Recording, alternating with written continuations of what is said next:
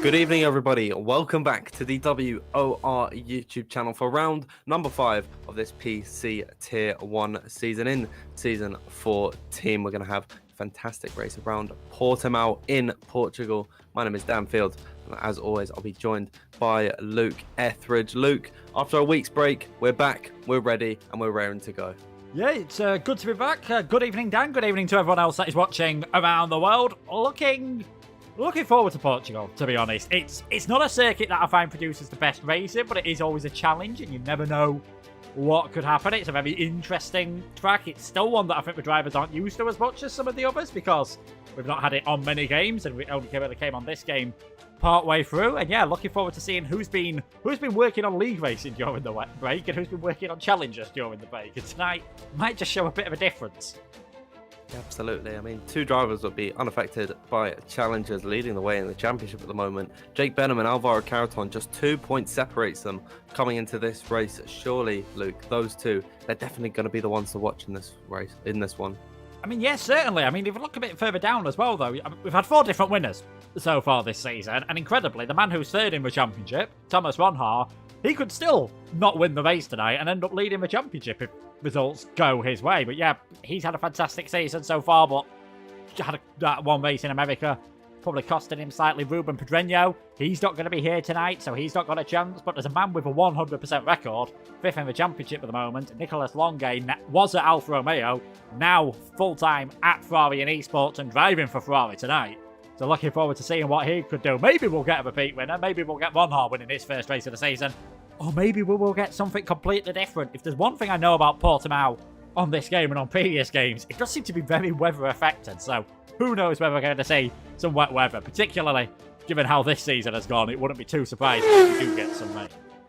Yeah, I feel like it's always in qualifying that we see the rain pouring down on the circuit. So maybe if it comes in the race, that will add a little bit more of an exciting factor to this one. And you're absolutely right about the 4 different winners in 4 races. And there's plenty of candidates still racing this evening that could continue on that streak. Of course, as you mentioned, Thomas Ronhaar yet to win this season, despite having 3 third places. Sits third in the championship as we speak. The likes of Otis Lawrence, of course, making his debut last time out in Belgium. That was 2 weeks ago. And he ended up coming home with a podium, was only beat out by Jake Benham, who claimed, I believe it was 15th WOR win on the PC platform, if I'm not mistaken. Maybe not on the PC platform, but overall, something like that. I mean, incredibly impressive from Jake Benham. He is also racing tonight, so there's still plenty of drivers that can continue on the streak. But I wouldn't be surprised if it was ended right here today. The likes of Jake Benham, Alvaro Carreton, they are racing this evening, as is Nicholas Longue in that Ferrari seat. Even though a lot of the drivers are out this evening, Luke, we still have a very exciting grid. Yeah, I think that's the thing. There's that much quality now across all, really across all platforms, but particularly on the PC, things are very close. So we should hopefully see some great racing tonight. If we do quickly go through what the grid is going to look like, then there might have been a few last-minute changes that have just swapped things around. But in the Mercedes, it is going to be Jake Benham and Harvey Cohen. In the Red Bull, as you can see there, Liam Parnell and now Leroy Brown. It was originally meant to be Ismail Fassi in that, but he's now going to be in an Alfa Romeo, I believe, tonight. Just wait to get that confirmed. Ferrari is going to be Nico Longue and Jan Hallerged. McLaren, Otis Lawrence and Bourlain Ferrer. Alpine, Mirko Soriano and Modesto Mena. Aston Martin, AlphaTauri, is going to be Istvan Pukki. And a last-minute change, it was, I believe, Yannick Schmidt going to be in that car. Aston Martin, Max Vissel and Daniel Shelson. Williams, Alvaro Carreton and Shinaka Clay. Alfa Romeo, Ika Baena, and I believe it is going to be Ismail Fassi, but as I said, there has been a few last-minute swaps, and the Haas lineup, one that I'm really looking forward to seeing tonight, if this stays the same, Thomas Ronhaar and Alfie Butcher. I mean, we talk about Ronhaar a lot. He's usually a lot of people's predictions for pole position. It's just never quite all fully came together so far this season, so it'll be interesting to see. It'll be interesting to see what happens today, because I feel qualifying around Portimao is incredibly important. There's 2 DRS zones, but turn 1 doesn't lead itself to many overtakes, and turn number 5, it comes at the end of quite a short straight, so qualifying super duper important, as it kind of is everywhere, if we're being honest. Yeah, it's pretty difficult to go side by side around a high speed and undulating circuit like this. I'd imagine we're in for a very exciting race nonetheless. yeah, Alfie Butcher being in that Haas with Thomas Ronhaar, I mean, I think that could arguably be the best lineup that we see this evening. Alfie Butcher, of course, racing for RHG, and they are the team that powers Haas, so it only makes sense that he is in that car. Very exciting stuff this evening. Of course, before we get into the 33-lap race, we have the 18-minute Q1 session that leads on in towards Q2, with the top 15 from that Q1 session will be fighting out for the top 10 places, and then those top 10 will advance to Q3, and that will be the shootout for pole position. Plenty of action in store this evening. We're just waiting into the lobby. I see Alfie Butcher has just joined, so that Haas lineup will be completed in just a moment's time. Let us know, everyone, in the live chat if you are excited for this one, and if you're looking forward to what will arguably, I think we're expecting this to be a very good race. I mean, this season, Luke, has been incredibly exciting so far. Surely that's going to continue on into Portugal. Yeah, I mean, you've had those drivers that have been up there with pretty much every race they've done. Barming Belgium, obviously, Alvaro Cavaton was right up there to the front. He had a bit of a nightmare. Jake Benham's always been in the top 5 in every single race. Thomas Ronhaar, you know, he's had 3 podiums out of 4 races so far. USA was a bit of a dip. Longgate we've only seen once, so he can't really take any form from all that. Yeah, it should be incredibly exciting. And then we've got some of those newbies as well. Otis Lawrence, I think, obviously being the big one. Everyone's really excited to see what he can do. Reserve driver at the moment, got that second place in Belgium. I mean, him and Benham were just on a different level to everyone else in this race. Pretty much clear from, I'd say, lap 2 or 3. One of those drivers was going to end up taking the victory. You might remember it's from Pookie going for a slightly different strategy because he was expecting rain to come.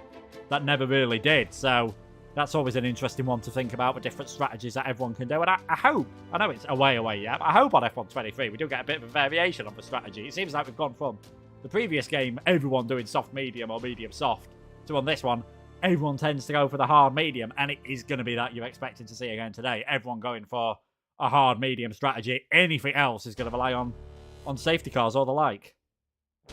Absolutely. I mean, I hope the strategy can be a little bit different on the next game as well. Just making everything a little bit more balanced in terms of race pace, because nothing really competes with the hard medium strategy. Medium's hard as possible, but then you end up just being so much slower later on in the race. So you want to go as soft as possible, and then the softs, they hardly last anything in this game. So, you know, yeah, I'm hoping that on F123 as well, we can see a little bit more variation in the strategy. We're just waiting for one more driver to join us. I'm trying to see, it's one of the Williams that's missing, so that's Alvaro Caraton. No, that's not Alvaro Caraton. Shanaka Clay not in the lobby, and I can just see he is joined now. So I think, Luke, we're going to get the word very soon. I can see Liam, the lobby host this evening, has readied up, so everyone else is going to be doing the same. We'll get ready for the 18 minutes of Q1 session. Luke, you excited for this one?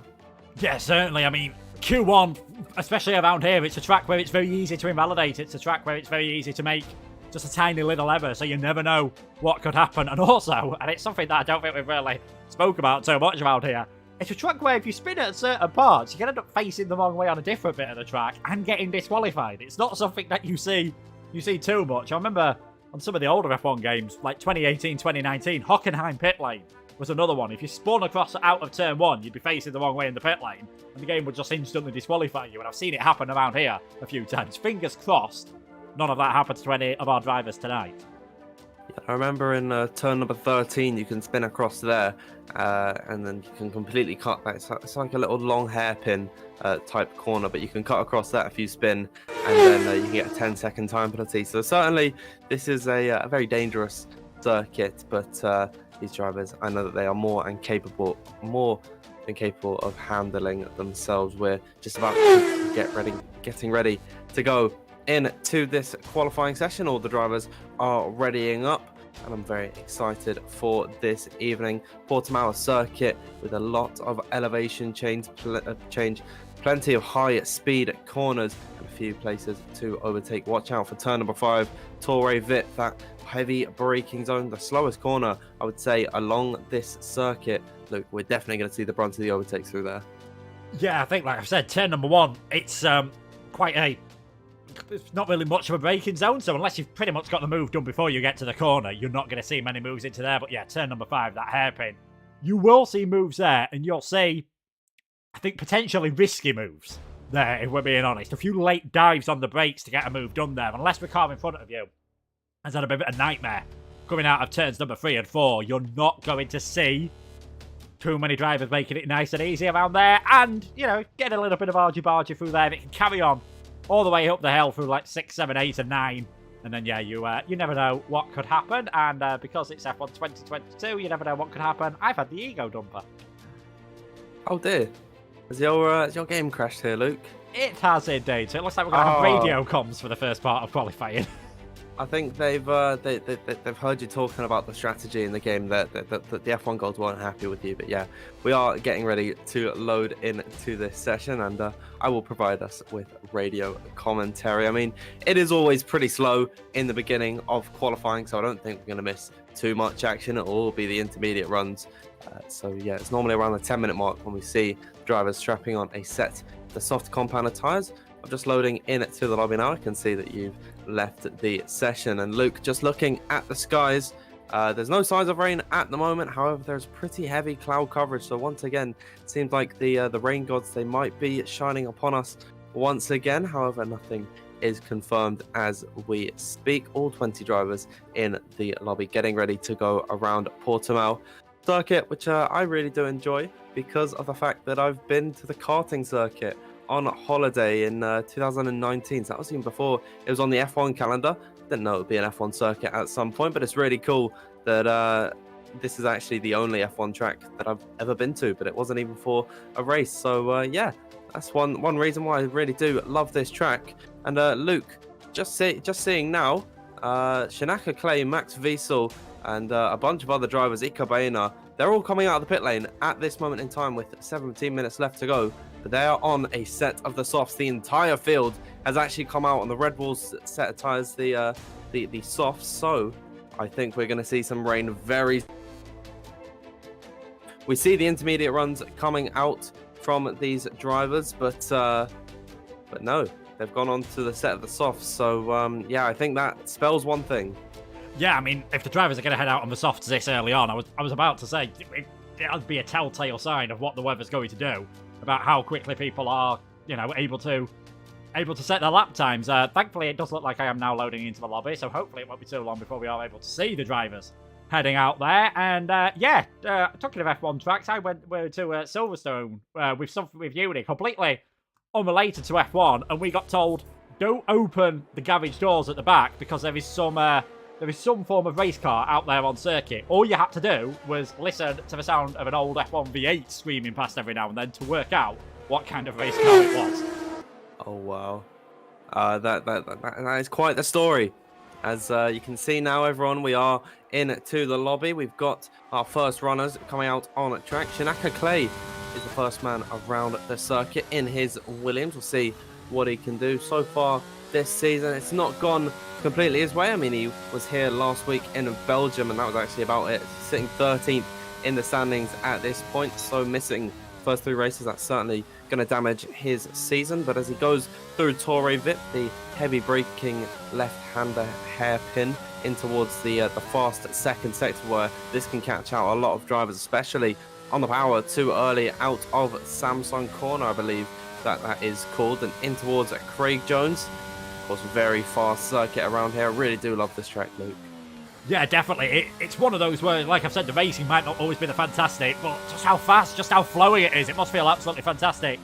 And especially in a modern Formula 1 car with Shinaka Clay making his way through the final sector in the dry. The last real corner you've got to worry about is turn number 14, and now you are just flat out towards the end. Interesting point. Watch out for that ERS on the left-hand side, because this is one of the circuits where you can completely burn through your allotted battery in one lap, and Shinaka Clay comes across the line. 117.040 for him. Max Wiesel, next man behind him, and he becomes the first man in the 1:16. You've got to get these laps in quickly because, as you said, it is very cloudy out there, and I think everyone is expecting some rain in the early stages of the session, and that is why we have got everyone but Nico Longe out there on circuit.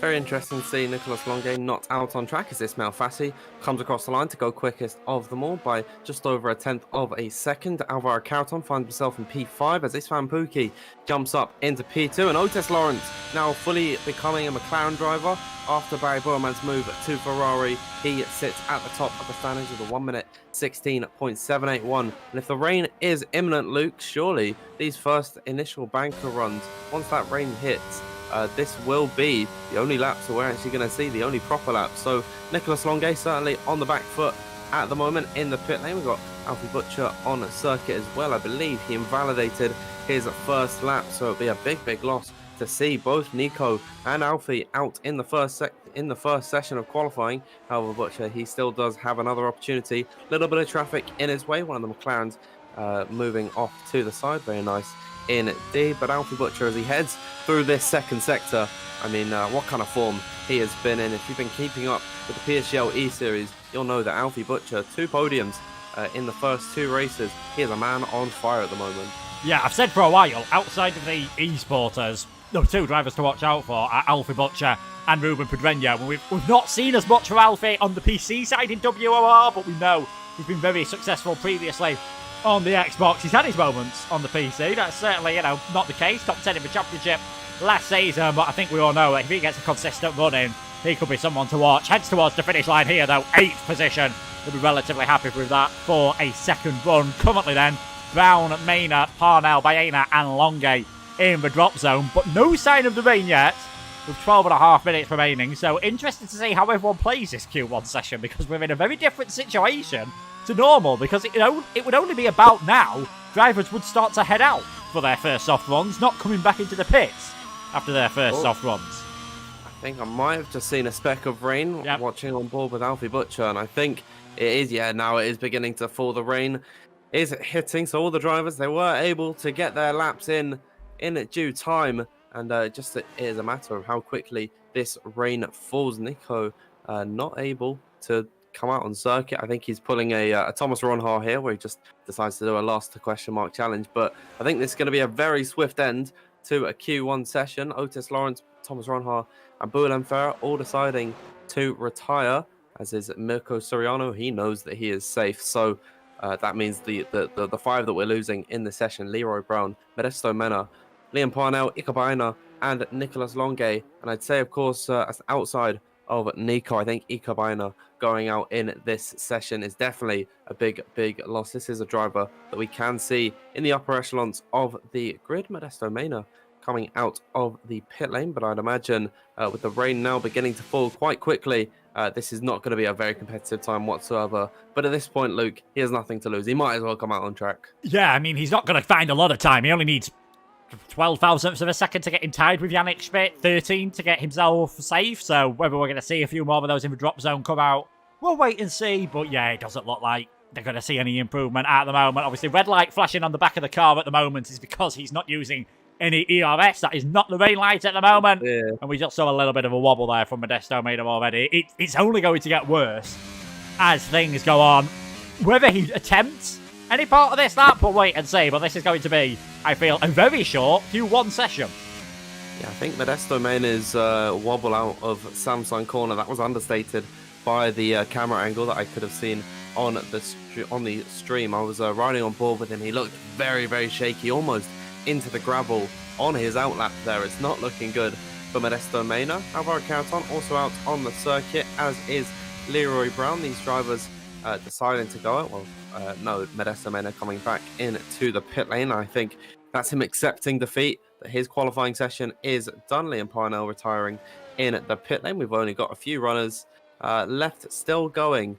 Carton, we'll see what he does as he's coming through the final sector now. I wonder if he's going to go for a lap here. He doesn't need to. He's well and truly safe in this session by a good few tenths of a second, might I add.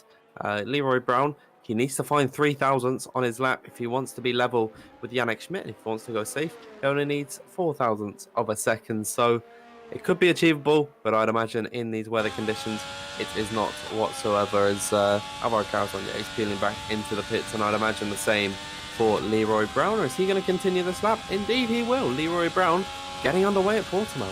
Yeah, he's gonna give the fans something to try and cheer about at the moment. He's the only driver, I imagine, that's going to attempt anything else, making his way through the first couple of corners, on his way in towards turn number 3. Very sharp right-hander left at turn number 4. You can just hear how hesitant he's having to be on the throttle, and yeah, short shifting slightly through there. I think he's already backed off of this lap. 4/10 of a second down on his personal best, coming through the first sector, deep into turn number 5.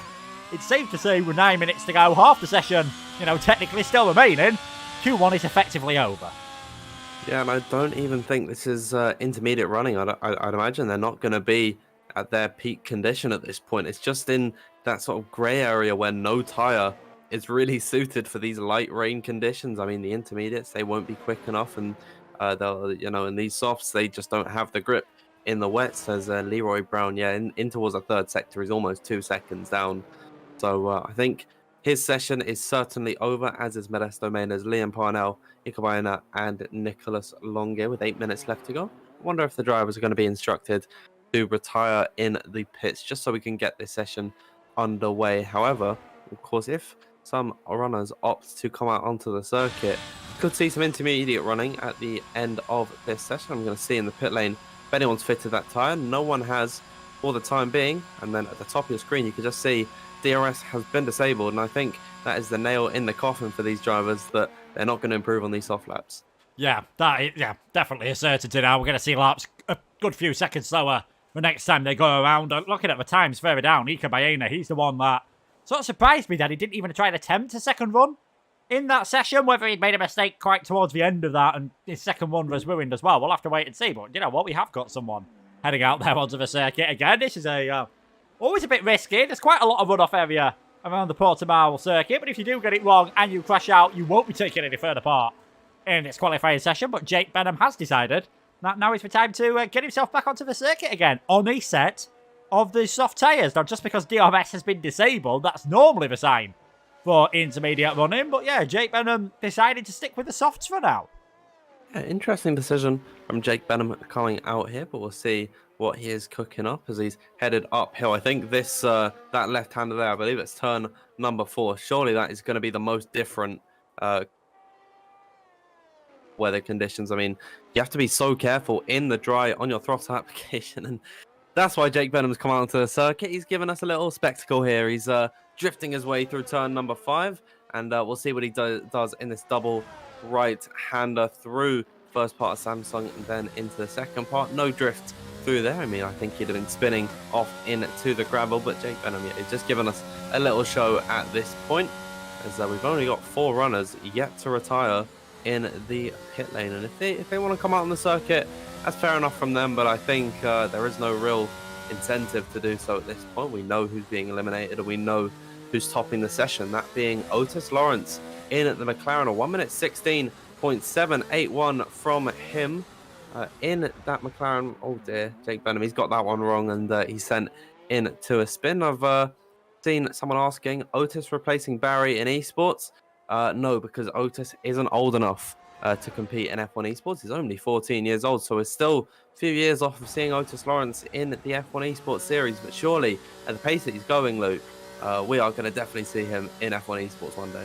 Yeah, there's definitely no reason why not. He's just got to try and keep that work rate up and keep that passion up for another couple of years until he is eligible for F1 esports. But yeah, if I had to make predictions for the grids, McLaren, I'd imagine they're going to keep on Lucas, and I think it would be great to see Wilson Hughes get that opportunity. One of only a couple of drivers alongside Liam Parnell at Red Bull who didn't get a shot at an esports race last year. But yeah, I'd say it's definitely, I'd hope so, having, commentated on Wilson, and I know you did as well, coming up through the PlayStation side. Really hope that he gets a say in things as well. But yeah, Modesto Mena, only driver not to retire from the session at the moment. With 5 minutes remaining, you could say it's raining quite a bit heavier out there. So, going to be quite a quiet part of qualifying, as I say that. Modesto retires. That is the end of Q1.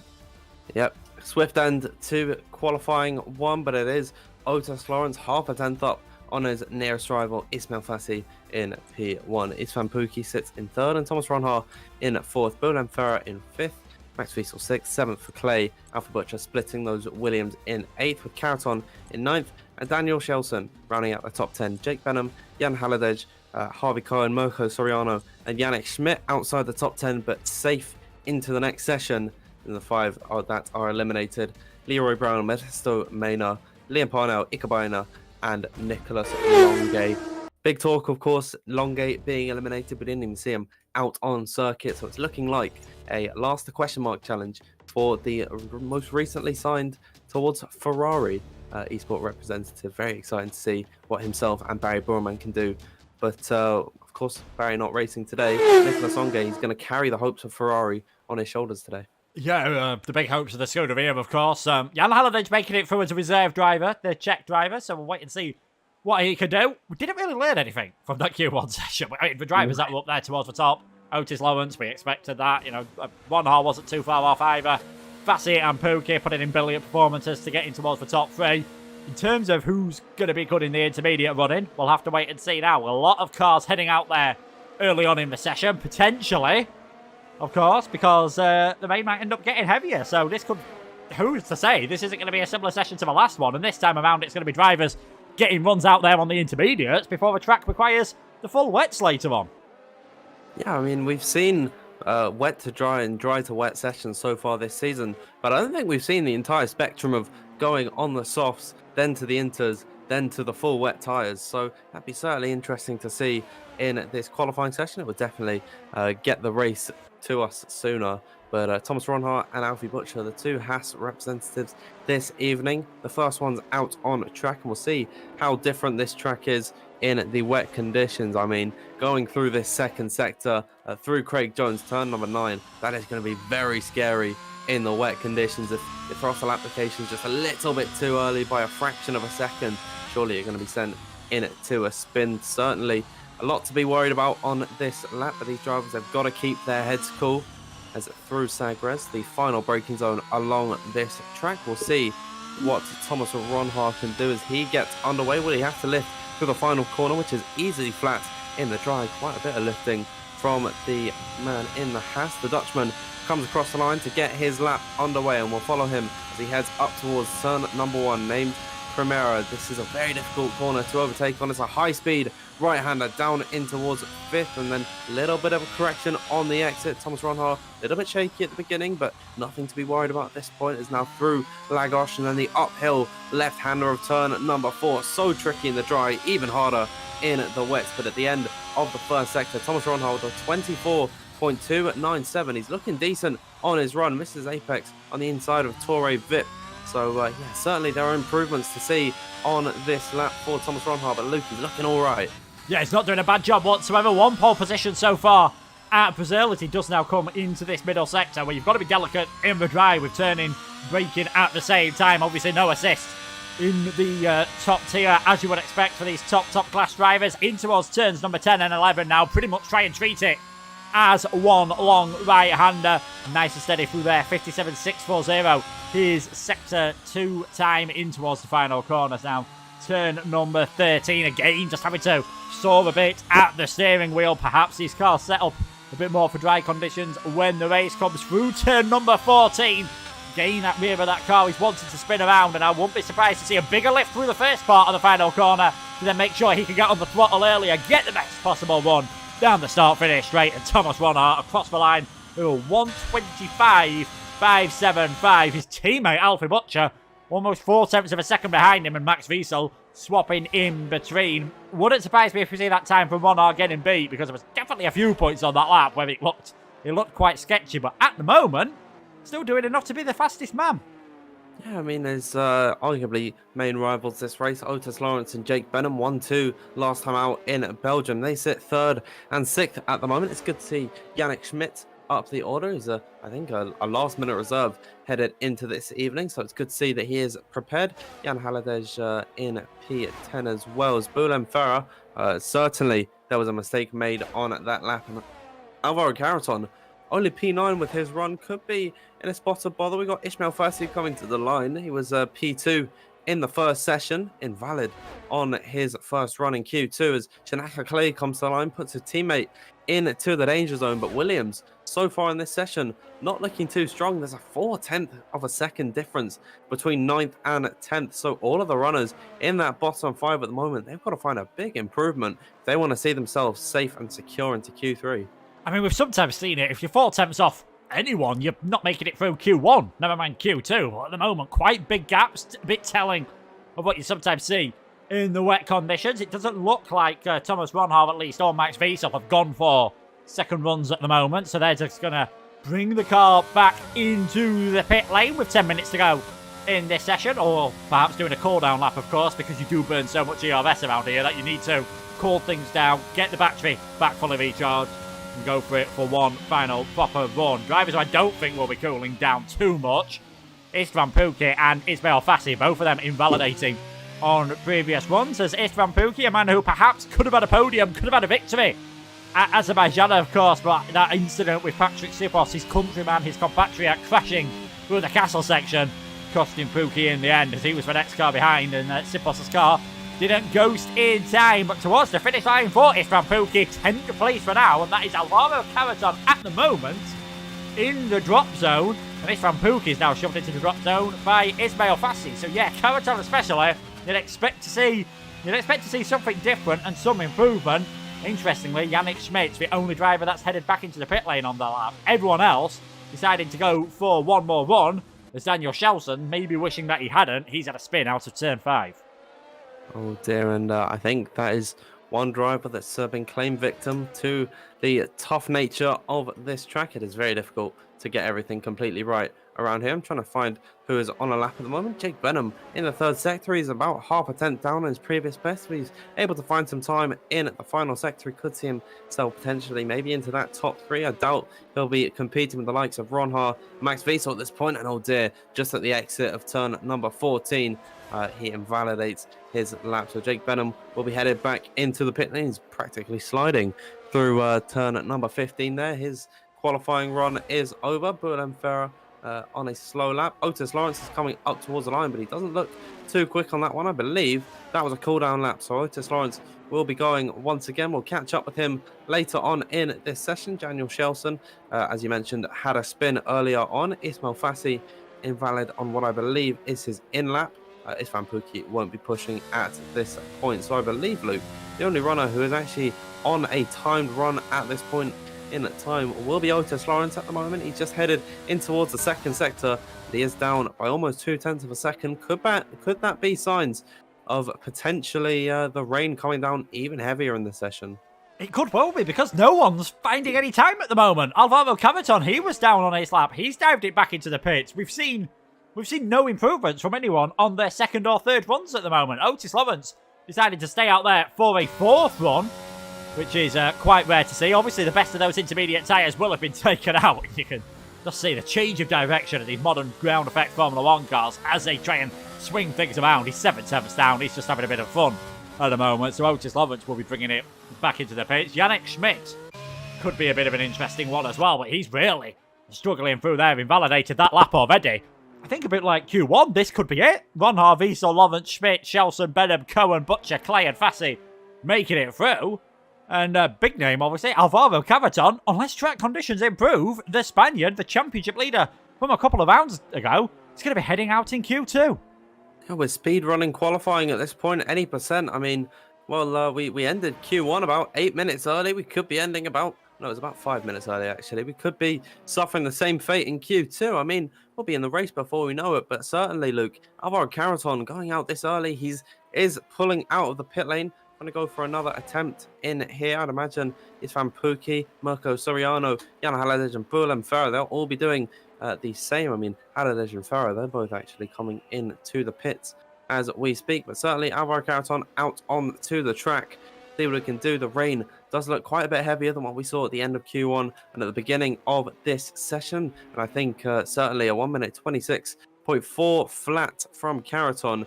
That is not a representative lap time of his pace. If he's not able to improve on it on this lap, I think that is a telltale sign that these track conditions are just not working anymore. As Yannick Schmidt peels into the pit lane, all but one driver is in their box. Alvaro Carreton, the lone runner on this track. You can see one of the AlphaTauris in the garage. That's Irfan Pookie coming out onto the track. These guys in the drop zone at the moment, Luke, they need something. They need a lifeline in this session. And Irfan Pookie, that has a set of wet tyres fitted onto his AlphaTauri. Yeah, I think just looking at the track conditions at the moment on board with Alvaro Carreton, I think the intermediates are still the tyre to go for, but you can already see offline, you're starting to get those puddles, you're starting to get that standing water, and that is a telltale sign on this game that we're getting ready for a set of the wet tyre. So I think Q3, unless the rain slows down again, and who knows what could happen with this qualifying session so far, I think Q3 is going to be on the blue walled wet set of tyres. And Alvaro Carreton, is he going to go for things at the moment? He's certainly using a DRS coming out the final corner. He might as well go for it. But Sector 1, I think, a bit like what we had a few minutes ago, is going to be decisive to see whether the track conditions are good enough. I've said for ages, Q1 and Q2 could do with shortening on this game, because you always get that period where everyone goes out on the intermediate tyres early on, and it looks like the weather gods have actually helped us out on this occasion. I think certainly the qualifying format is a very long run. I think it's like 45 minutes in total of qualifying. And as Alvaro Carreton crossed into the second sector, I mean, that is pretty clear that these intermediate tyres and these track conditions are not benefiting him whatsoever. He's down by almost 2.5 tenths of a second. That is quarter of a second lost in just that first sector. Interestingly enough, Mirko Soriano in the pit lane, he had the soft compounder tyre fitted. And I think, yeah, he's back onto the intermediates as Carreton's invalid on his attempt now. That is his day well and truly over. He's not going to be able to come back into the pit lane in time and go for another outlap. So that is a big story. P2 in the championship, just 2 points off the top spot. Jake Benham currently holding that position, eliminated in Q2. I mean, something still can happen. We'll just have to wait and see. It's not looking likely for him at this point. Looking even less likely for Irfan Pookie. It's at the end of the first sector, over half a second down. Yeah, again, we're in that in-between point where, you know, it's not really wet enough for the wet tyres to be working perfectly, but it's a bit too wet for the intermediates to give you the grip that they want. In a couple of minutes' time, the wet tyres probably are going to be the best tyres to be on, but you're still not going to be able to get anywhere close to the 1 minute with 25s, 1 minute 26s that we're seeing from a few of these drivers. Soriano and Ferrer, they've gone out on an outlap on a set of the intermediate tyres. Jan Haladej has gone out on a set of wet tyres. Lads, save yourself the effort. Just bring it into the pits. Don't do anything silly. And just, unfortunately, accept your fate and expect you're going to have a bit of a break before we get forward towards Q3. Yeah, Q3, a 12-minute session, and that is when everyone goes for broke. And I'd imagine we're going to see a lot more runners on circuit at one time. I mean, in this Q2 session, at the very start, we had all the drivers coming out on circuit. Then we soon realized that the rain was getting even worse. Irfan Pookie's coming back into the pit lane as we speak. His day is going to be done, and he is eliminated by 13 thousandths of a second. That is certainly going to hurt his heart there. Ismail Fassi taking that P10 spot and just about surviving, as we're seeing all the runners in the box retiring in the pits. And I think it's pretty safe to say at this point that your top 10 would be Otis Lawrence, he's not number 1. Thomas Ronhart is P1, Max Vettel in 2nd, Otis Lawrence in 3rd, Yannick Schmidt in 4th, and Daniel Shelson in P5. The two Mercedes this evening, Jake Benham and Harvey Cohen in 6th and 7th, and Alfie Butcher making his way into P8, Shanaka Clay in 9th, and then Ismail Fassi in P10. And it's looking like at this point the eliminated drivers, Pookie, Carreton, Soriano, Haladej, Ferrer. Yeah, I mean, Buell and Ferrer, he's just gone 1.7 seconds slower through Sector 1. Somehow I think I'd be able to get within 1.7 seconds of most people through Sector 1. So, yeah, it's not really ideal at the moment. Very wet conditions out there. We're seeing more and more drivers going out there on a set of the full wet tyres. Jan Haladej is one of those. He's invalidated his lap time. Carreton's coming back out there on the circuit. I don't see much point at the moment. Just, Haladej completely losing the car there, and that is one of the points where we said you need to be careful coming through 10 and 11 because you can end up at the other part of the circuit and getting yourself disqualified. But thankfully for Haladej, that has not been the case. Yeah, I think you're right. That is going to be our order at the moment. I mean, obviously, drivers you'd expect to be up there.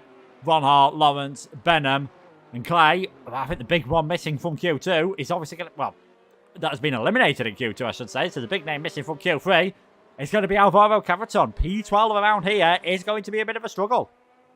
Yeah, certainly. And I'm wondering, just a little bit of hypothesizing here is that maybe some of these runners, they know they can't improve on the set of the wet compound of tires on their intermediate lap. But maybe they're doing some wet practice. Potential rain spell in the race. That would certainly make for an interesting story as Caraton comes into the pits. He decides to accept his fate and retires, as does Jan Halliday. And that is going to be the end of Q2. Mirko Soriano out on circuit, just drifting his way about. Willem Ferrer, he's gone once again on a lap, and he's at least this time he's not 1.7 seconds down, although 5/10 isn't much better. He's certainly not going to be improving on that 1 minute 27 flat at this point. In fact, he needs 5/10, and he's already 5/10 down. So yeah, it's not looking good for Willem Ferrer at this point as the clock is about to strike 0. No new laps can be started. So Mirko Soriano and Willem pits and retire their cars, and then we'll get into Q3. Yeah, I think that's and that's what some of these other drivers will have been hoping that's happened. Maybe they are getting some wet practice. Maybe they're just annoying everyone else at the moment. They're just thinking, yeah, you can wait a tiny bit longer. I mean, Mirko Soriano, he just crossed the finish line with enough time, but I think he knows there's going to be no improvements at the moment. And Willem Ferrer, maybe just getting that last little bit of wet practice, but I think we're going to be seeing him bringing the car back in towards the pit lane soon. And getting out early in Q1 in this session, in Q2, proved to be the difference. Vollar's lap didn't look perfect, but it's proved to be good enough. He was the fastest of everyone in Q2, but that counts for nothing. We're going to have to wait and see who's going to be the fastest in Q3 in what it looks like is going to be, at least at the start, a full wet session. Yeah, finally we're going to see the full spectrum of tyres, and I think this is going to once again continue our streak of wet qualifying. That's gone on for a good few races at this point, Luke, I'm pretty sure. I don't know if we were wet in Brazil, but certainly in USA. Not too sure about Azerbaijan. And of course, Belgium last time out was definitely wet in qualifying. Here's your order in Q2. Thomas Ronhard tops the session with Max Wiesel second. Third is Otis Lawrence. Yannick Schmidt in P4 and Shelson in fifth. Jake Benham and Harvey Cohen in 6th and 7th. Alfie Butcher, Clay and Fassi just surviving in this session. And then your bottom 5, Istvan Pukki, Alvaro Caraton, Mirko Soriano, Jan Halliday and Willem Ferrer eliminated from qualifying. And they'll be taking no further part in towards Q3, which will be the shootout for pole position. Luke, it's certainly going to be an exciting session. And I can't wait to get into it. Yeah, again, we're sort of going into this with no real idea who's going to be the quickest. We saw Otis Lawrence was fastest in the dry conditions, in the damp conditions early on in Q2, where intermediate tyres were by far the best tyre. Thomas Ronhard was the quickest, but his lap didn't look the best. We're going to have to wait and see what happens in Q3. But before we head there, Williams have got a new Esports Lounge. Let's take a quick look at it.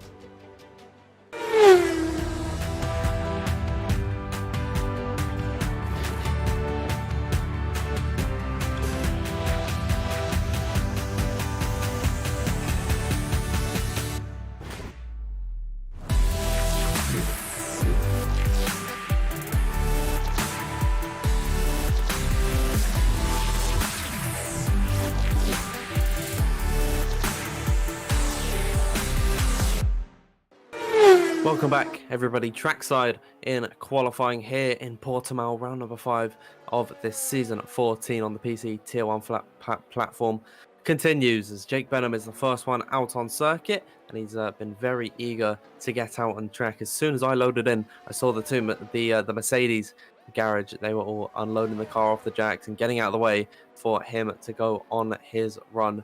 Interestingly enough, Luke, drivers on the intermediates and a few drivers on the wets. Max Wiesel, Jake Benham, they've gone for what I believe is the safer option given the track conditions. A lot of standing water. The wets surely are going to be the safer alternative. However, the rain does look to be getting lighter, and on the laps as they go on, might be benefiting the likes of Shelson, Cohen, Lawrence, Fassi and Schmidt, who have all come out onto the track on a set of the intermediates. Yeah, I think this is one of those. If you can survive your outlap on the set of intermediates, they're probably going to be the faster later on. And I think Benham and Wiesel, maybe the wise thing to do here might just be bring it back in towards the pits. I mean, this is fantastic. We had Q1 and Q2 ending, even if Q2 went to its full distance, in terms of an actual competition, ending pretty early on because we knew what the results were going to be after 1-1. This is going to be the complete opposite. This could well be, if you're the final man across the finish line, you're going to have a wonderful chance of getting pole position, as Max Wiesel has brought it back in towards the pit lane. So it is going to be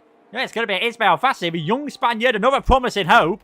He's going to be the first man to set a time in Q3.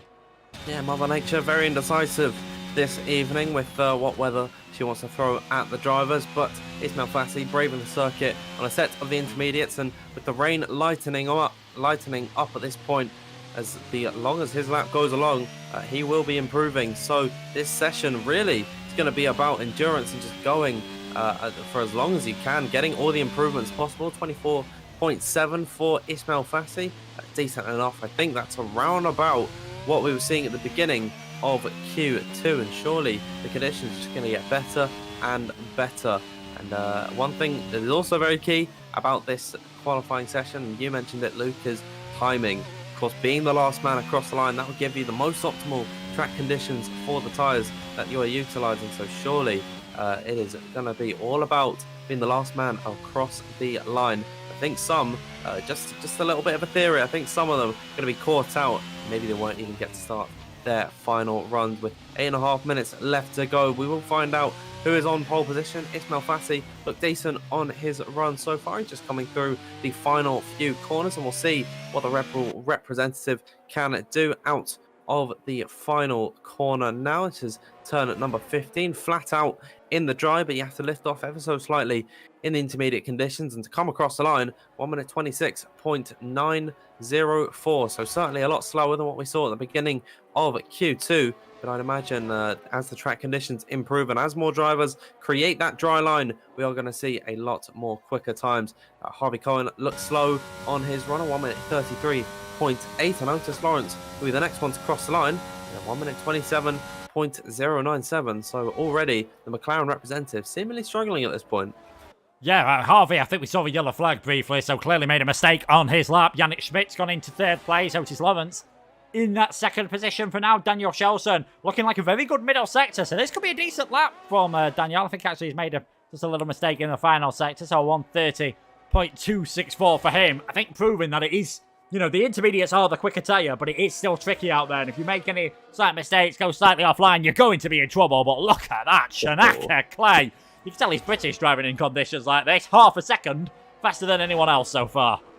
Yeah, very impressive from Shanaka Clay on his attempt. And I'm seeing Max Wiesel and Jake Benham. They've both finally got on their outlaps even. And now they're beginning their timed runs. Thomas Ronhard and Alfie Butcher yet to set a lap time in this session. I don't think it's too important at this point in time, with the rain continually lightening up as the session goes on. Ismail Fassi coming up towards the line. He's 5/10 up on his previous best. There it is, to the top of the order. An improvement of almost 7.5 tenths. He is now your P1 sitter and your provisional pole runner. 1 minute 26.162 from him. Harvey Cohen up towards the line, and there it is, the first time the 1 minute 25s at this point. I'd imagine it is going to be much the same from Otis Lawrence, and as he comes up towards the line, there's a big improvement, over 3/4 of a second, but still not enough to contest the likes of Cohen and Fassi. So at this point, Luke, lots of improvements going to be coming out. I can see Daniel Shelson, he is up by quite a bit of time on this one, as he's now pulling up towards the line, and it's going to be P2 for him, a front row position for Shelson at this point. Yannick Schmidt is going to be next one up to cross the line, but I think he had a spin somewhere along the way. Jake Benham will be up next. Yeah, Jake Benham heading towards the finish line. We'll wait and see what he can do. Fastest of everyone, 125.789. It did look like a very good middle sector from Jake Benham at the moment. Max Wiesel, the only man who's come out onto the track so far in this session and yet to set a lap time, he goes into second. So Benham and Wiesel, they went out on the wet tyres earlier on. Didn't work out for them. Done very well, though, on the intermediates. Fastest of everyone. And I can see Ronald and Butcher, they know that there's going to be some improvements. They're just waiting for everything just to calm down and head out later on. But I think in the final moments of this session, that final sector is going to resemble a supermarket car park on a Saturday morning. Everyone is going to be hunting for some space, because you want to be the last person coming across the line. But if you misjudge it, could well be starting 10th. I know, it's all about timing at this point, and arguably for these drivers, there's no real point in running this early on. I mean, sure, you can get your improvements, but you have to be in the pits and then come out at the right time here, and a lot of these guys are understanding that from this point. As Otis Lawrence pulls into the pits, I'd imagine it'll be the same from Daniel Shelson. up next, and yeah, he's down by 6/10, so clearly not pushing, and I can see the blinking red fuel light on the MFD there. So yeah, he's not got enough to go for one more attempt. Yannick Schmidt's going to come up towards the line though. He goes quickest of them all with a 1 minute 25.542, and whilst that gap of almost 2.5 tenths of a second, Luke, that is certainly going to be beaten at some point. There it is, Shanaka Clay, a 1 minute 24.784, 7/10 of a second clear of anyone else in the grid at the moment. That is a statement from the Williams driver this evening, taking 10 points in the last race in Belgium. Definitely going to want to make it more, and I think a podium certainly is going to be his target today. Yeah, I think Williams, they'll be wanting to retake the lead. Not only Alvaro wanted to retake the lead in the Drivers' Championship, but also in the Constructors as well. That is currently being led by Mercedes on 77 points, but with Tomac Pogačić not being here tonight, they'll only get points for Jake Benham. So even though Alvaro's qualified down in 12th, there is a good chance that Williams can take the lead of the Constructors' Championship tonight. They're on 71 points at the moment. Haas have 46, Alpine 34, Aston Martin 27, Alfa Romeo 25, Red Bull have 16, AlphaTauri got their first 2 points not so long ago. They are now 8th in the Championship, and McLaren and Ferrari yet to score any points. We've got Otis Lawrence in the top 10 though, so never write him out, as we have finally got a Haas car making their way out of the pit lane, and it is Alfie Butcher heading out quite a bit earlier than we expected. I think possibly, if they make a mistake, obviously, on lap number 1, they're giving themselves time here to get a second run in. Yeah, certainly. I mean, Alfie Butcher and Thomas Ronhard, a slower lap is better than none at this point in time. So, getting out as early as possible and not leaving it all on the last lap, I think is definitely going to be the smartest decision for Alfie Butcher at this point. As, just headed on his outlap like most drivers are at this point as they're exiting the pit lane. Ismail Fassi just up the road from Butcher, but I think it'd be smart to be watching what the young Englishman can do. Yet to set a time so far in this Q3 session. Surely it's going to be one of the tips for pole position as he heads out of turn number 14, gets the power down as early as possible, but then he's got to lift through turn 15 as early as possible. And now to take his run, maybe not the best run actually, out of the final corner, but here he comes now, beginning his lap of Portimao downhill in towards the first corner. Fast right-hander through here, but in the rain, certainly a challenge, and he's sliding through there. Alfie Butcher not off to the most optimal start on his lap, but through turn number 3 and then up the hill through turn number 4, arguably the trickiest corner along this track. We'll see what his sector times are at this point. 24.150. He knows that he has made a mistake. He's backing off on his lap. Alfie Butcher scrappy at this point, but he's going to have to leave it all on the line for his final run. Yeah, I think already it was coming through turn number 1, almost carried a bit too much speed on the way in, a bit of understeer, and then tried to just, put a bit more steering lock in and tiny bit of oversteer there. But still a very good sector 1 from him. I think he knows there is better times to come. Track drying out every single time now. Every single car that is going over is kicking up that water from the intermediate tyres, making it so much drier.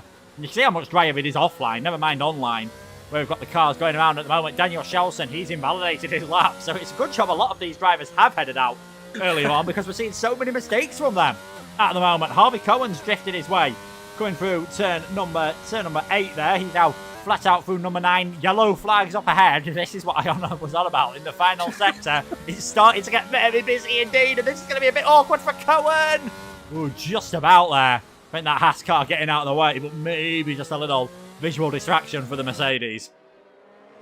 Yeah, I mean, these laps, they're all going to be starting pretty much at the same point. I mean, we've got 30 seconds left to go. Alvaro Carton. Shanaka Clay will be the last one across the line as Harvey Cohen now out of the final corner. We'll see where he can plant his Mercedes through here as he comes across the line. Now, will he be quicker than Shanaka Clay? Indeed he does, but then Jake Benham blows his time out of the water. 1 minute 23.150 from him. The next one's cross the line on a lap time, I believe, will be Otis Lawrence in the McLaren, currently down by 3 seconds at this point on Jake Benham. He's got to find a big improvement if he wants to be starting up the order, as the clock has struck 0. No new laps can be completed, and everyone at this point in time, Luke, is in that first or second sector, as now Otis Lawrence comes coming up towards the third sector split. We'll see what his improvement is. Almost 2 seconds at this point in time. So certainly a big gain on his previous best lap.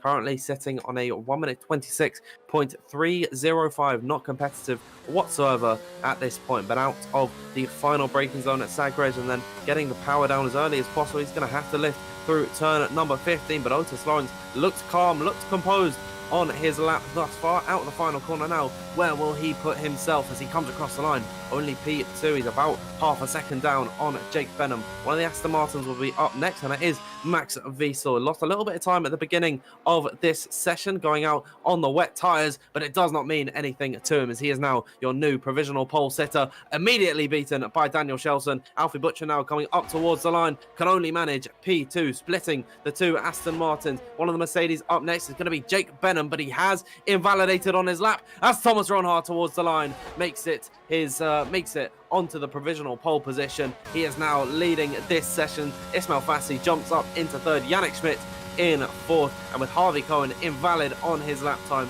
Shanaka Clay wasn't able to make a big improvement there. He sits down in P9 at this point, so certainly something has gone wrong at the Williams camp as Cohen is just peeling back into the pit lane. That is all the laps over and done with. Thomas Ronhaar starting from pole position. Yeah, great lap by the Dutch driver. First man to get repeat pole positions so far this year. To go with the one that he got in Brazil, can he end up claiming his first victory of the season? And you can see how crucial it was in that session, ignoring, Fassi and Butcher because their first laps on that set of tyres weren't hot laps, but Benham and Cohen were 1-2. As the checkered flag fell in that session, they ended up 7-10. As we said, it was better to be out later on in the session. Thomas Ronhaar on pole position, Daniel Shelson in second, Ismail Fassi in third place. I know our chat loved predicting what the top three would be. I don't think many people would have predicted that one. Absolutely. I think this is certainly a very mixed up grid. But Thomas Ronhaar, you always expect him to be at the front of the order. And I think you most of the time expect him to be on pole position. And he's lived up to those today. He starts from P1 ahead of Daniel Shelson in second place. I think the Norwegian driver will be very happy with his performance. Ismail Fassi just surviving in Q2 to make it into this third session of qualifying. He flourishes here today, just a 10th off of Thomas Ronhaar in third, and then Yannick Schmidt will be joining him on the second row of the grid. Alfie Butcher in P5, and then Max Wiesel in 6th. Jake Benham, after his invalidation from being one of the quickest drivers on this grid, down in 7th. Otis Lawrence disappointed in 8th. Shanaka Clay also, I'd imagine, not going to be too happy with his run in 9th. And then Harvey Cohen setting his time, I think, too early is what shot himself in the foot there. He's going to be starting from P10. Certainly, Luke, it is a mixed up grid. There is a lot of talent throughout the order, and surely as they're trying to filter their way through the front, to the front of the grid, we're going to see a lot of action today. Yeah, I think it's going to be an intriguing race. You've got those drivers out of position. You've got Cavaton in 12th, and I saw your face there because you've seen exactly the same thing that I have had. Let's just hope the drivers haven't burned through too many sets of the wet tyres, because oh boy, are they going to need them. Well, what is it with the rain in WOR? I mean, it's here every week. We can't have just a clear-cut, dry qualifying, dry race. I mean, what is going on here? Certainly going to be an interesting one this evening. The rain looks as heavy as it has been. All the drivers are just about to ready up. We're not going to have a formation lap. So, Luke, before we get underway, who's your top three? I'm gonna go for a very boring top three now, because if it stays like this, I don't think there's going to be too much overtaking. So I'm going to go Ronhaar, Shelson, Fassi. Okay, so Luke going with the top three in qualifying to take the podium in the race. We'll find out in 33 laps time, as here we are now, 5 red lights here in Portimao.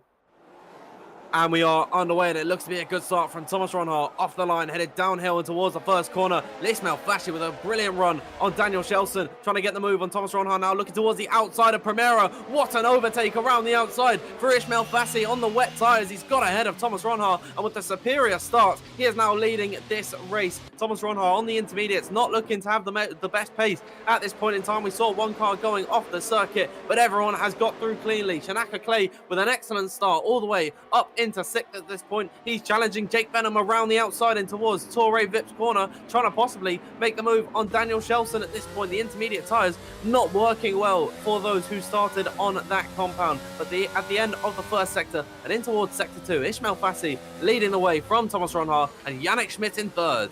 I'm so glad we've got this mix of tyres. I think it's pretty clear that the rain is going to slow down at some point and intermediates could be the fastest, but Shelson struggling to get off the line. Ismail Fassi so much more grip around the outside at the moment. As you can see there, Jake Benham down the inside of Daniel Shelson, not able to make that move work, and that's compromised his line at the moment. Intermediate runners filling the bottom 6 places at the moment. As you can see, Shelson's lost 3, Wiesel's lost 3, Pookie loses 2, Ferrer losing 3. All those that are losing lots of time, apart from Max Wiesel, on a set of the intermediate tyres, and Ismail Fassi nearly with a 1 second lead at the moment. No DRS, of course, until we get towards dry conditions. And who knows if we are going to get to dry conditions at all. We saw dry to wet in qualifying. We could well see the opposite here. End of lap number 1, Ismail Fassi in the lead, and if you're on the wet tyres, I think you've got to, I mean, pardon the weather pun, you've got to try and make hay while the sun shines and just get away with things at the moment, because you've got to feel, with drivers choosing a set of the intermediates, the track conditions are going to come to them. Yeah, they will improve as the race goes on, so it's almost the same as starting on the mediums when you're on the hards. I mean, later on in the race, you'll be slower, but you've got to make the moves as early as possible. That being said, some drivers still are struggling in these wet conditions, as Otis Lawrence sends it down the inside of Shanaka Clay. Max Wiesel trying to follow his way through Clay with a very bad run out of Torre Vipsa, now towards the outside line of turn number 6 and 7 for Max Wiesel. Can he make the move on Shanaka Clay if he sticks his nose in here off the exit of the corner of the inside for Craig Jones? And now they're still going to run side by side. Alvaro Carreton off the circuit, having to save the car there. He's almost been in towards the wall on the outside of the circuit. Luckily was able to hold it there. But yeah, again, another runner on the wet tyres, struggling in these conditions. So Luke, at this point, I just don't know what's going on with these weather. Yeah, I mean, if you cast your mind back towards, I think it was 2020, wasn't it? The first race they had around here, even though it was pretty much dry, there was a slight bit of water on track. Everyone was sliding all over the place. You ended up with Carlos Sainz in the McLaren taking the lead in this race. Now it's clearly wet around here.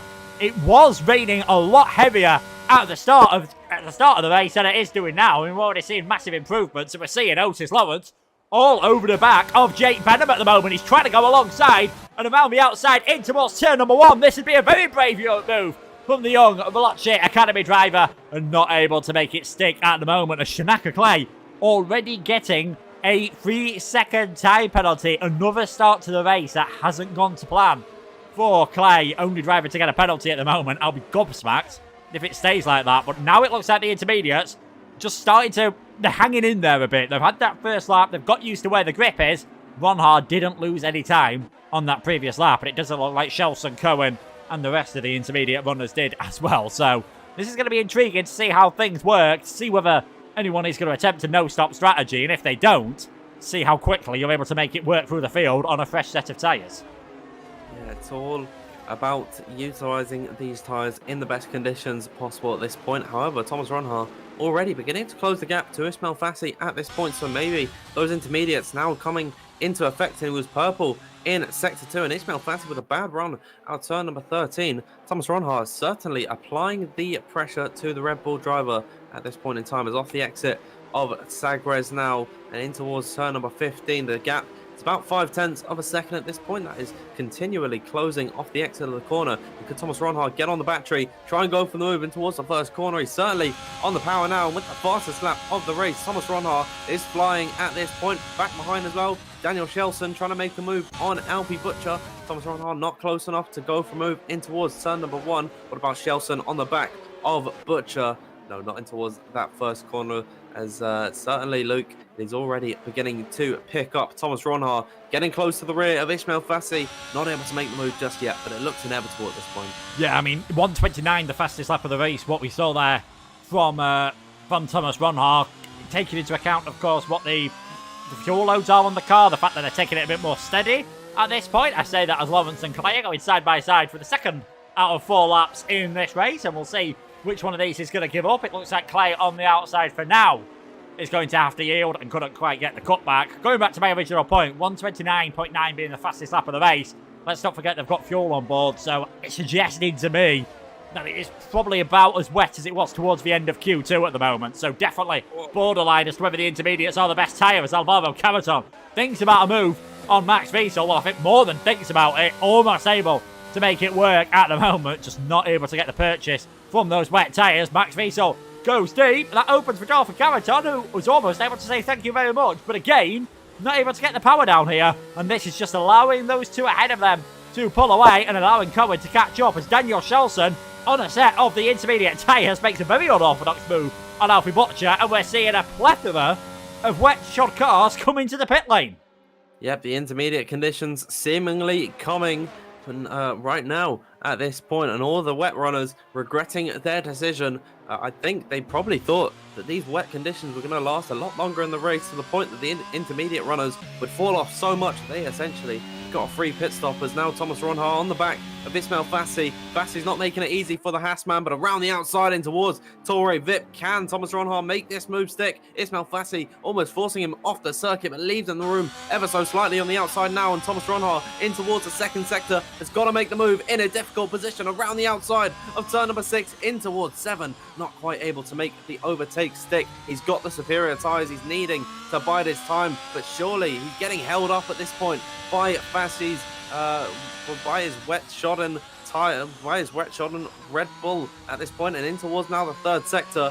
What can Thomas Ronhaar do in towards, I believe this is turn number 13. He has to send it at some point. He's lost so much time, about a second on this lap to Shelton, just sitting in behind the wet runner of Ismail Fassi in towards now the third sector, and surely it is going to be the pit stop imminent for Fassi and Caraton.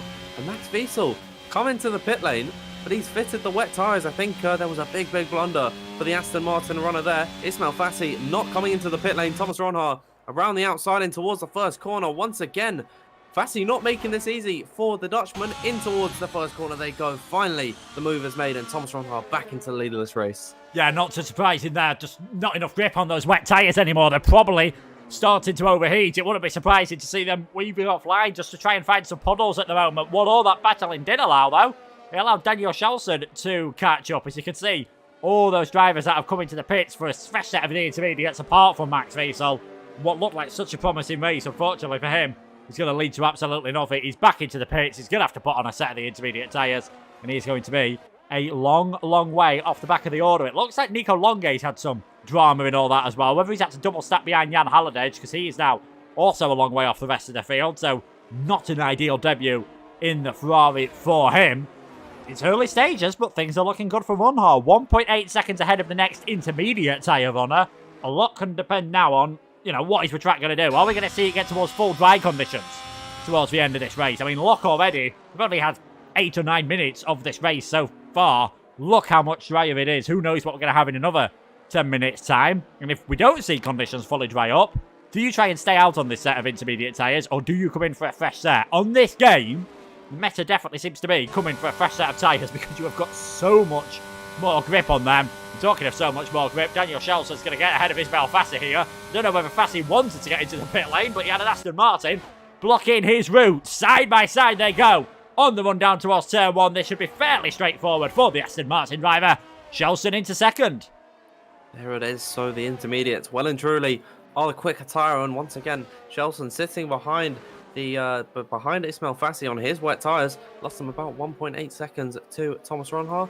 Had a look at the race director, Nicolas Longuet, had to change a front wing at the end of the third lap, so something has certainly gone on for the Ferrari, and he's going to need a safety car if he wants to reclaim anything in this race, as now fastest laps being traded by the drivers who were starting in that top 10, some of them in the top 5, now outside of the points at this point.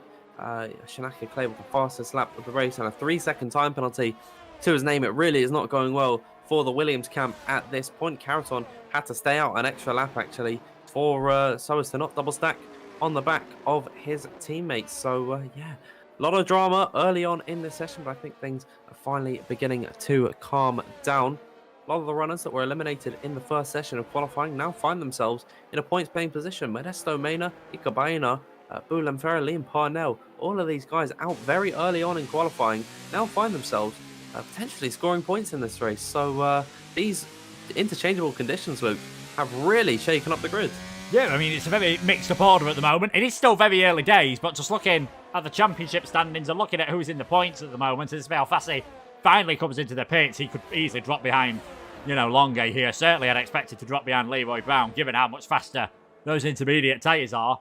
Only one driver in the top 7 in the championship, because of the weather, because of absences as well, is scoring points, and that is Thomas Ronhaar at the moment. So things are looking very good for Ronhaar in these early stages. I think it's probably looking good for Haas overall, because even if, they're on a slightly compromised strategy, Alfie Butcher's the second highest car out of those on the fresh tyres. So if they are going to try and hold these intermediates towards the end of the race, they could be a lot quicker towards the end and might not be at the risk of getting that puncture. But again, a long way to go. The clouds look a lot threatening than they did earlier. There's bits of the clouds where it almost looks like the sun is wanting to come through. If it does dry up later on, all bets are off. And of course, if we get a safety car, wouldn't be surprised to see the entire field, flooding towards the pit lane and put on a fresh set of tyres once again. But it's very spread out at the front of the field. You don't normally see this. 10 seconds pretty much between those top 4 drivers at the moment. Ronhaar 3.1 seconds ahead.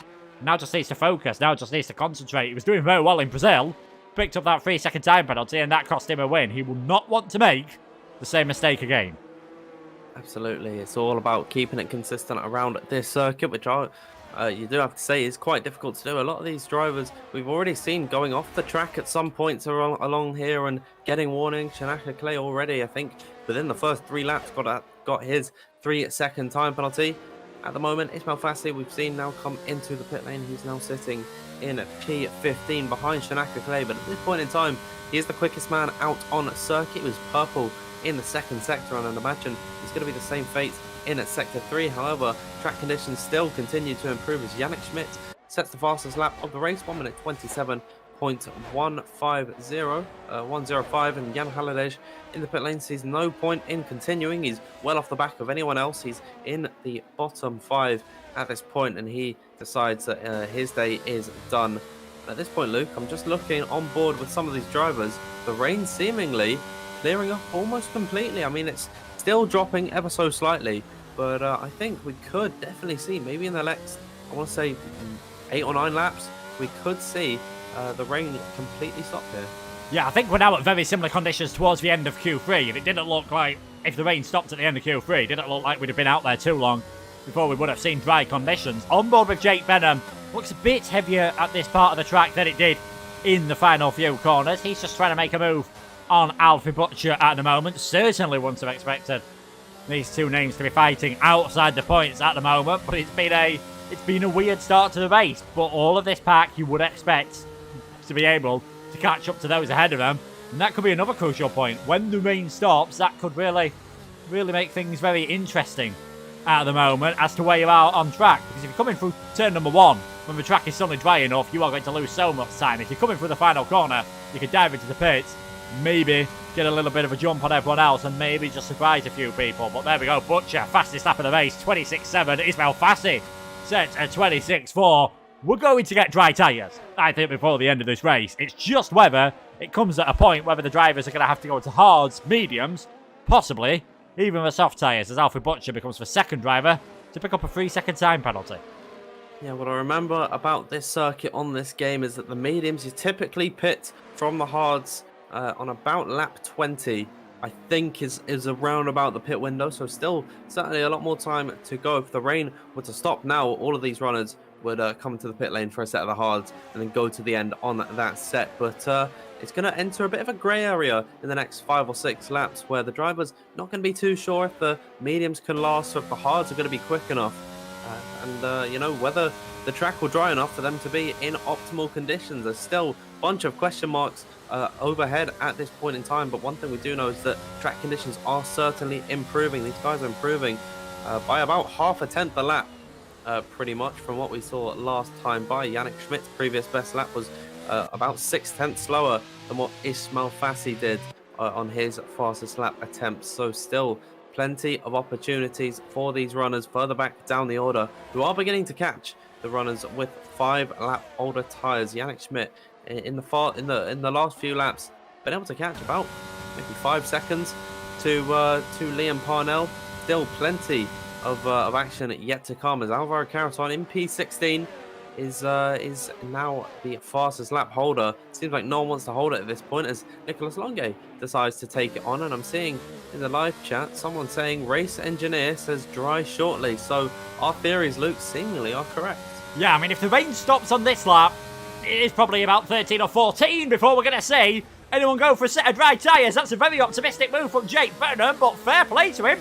He's pretty much made it stick at the moment, and now he's side by side with Alfie Butcher. Who's going to come out ahead out of these two? And it is going to be Jake Benham who gets the position, moves himself into 11th place, and he's now going to see if he can go chasing after Yannick Schmidt for the best of those on a set of the intermediate tyres. This is certainly not what those who started on the set of wet tyres wanted to say. They wanted to carry on raining just for a few more laps longer to allow them to possibly catch further up the field, because if it stops raining now and they have to go to a set of dry tyres, it's pretty much game over for these, and they're fighting for who is going to end up finishing in 10th place. Yeah, I mean, there's only 1 point on offer, and for the likes of Jake Benham and Alvaro Caraton in the position that they are in this championship, they could be losing out very, very big at this point. I mean, Thomas Ronhol will be gaining 25 points from this race. Currently, he sits 17 points back from Jake Benham in the championship standings. So, Thomas Ronhol, if he wins this race today, he'll be your new championship leader. However, not everything is not said and done. All these runners further back behind are improving at a much quicker rate than all of the drivers up the order. We've not seen a fastest lap from Thomas Ronhol, Daniel Shelson, Harvey Cohen, Istvan Pukki pretty much at any point in this Grand Prix, and Max Wiesel, fastest of them all, with a 1 minute 25.151. I think there's more improvements on lap times than we actually saw in qualifying at this point. There's now penalties once again beginning to get dished out. Otis Lawrence picked up a 3-second time penalty, as has Max Wiesel.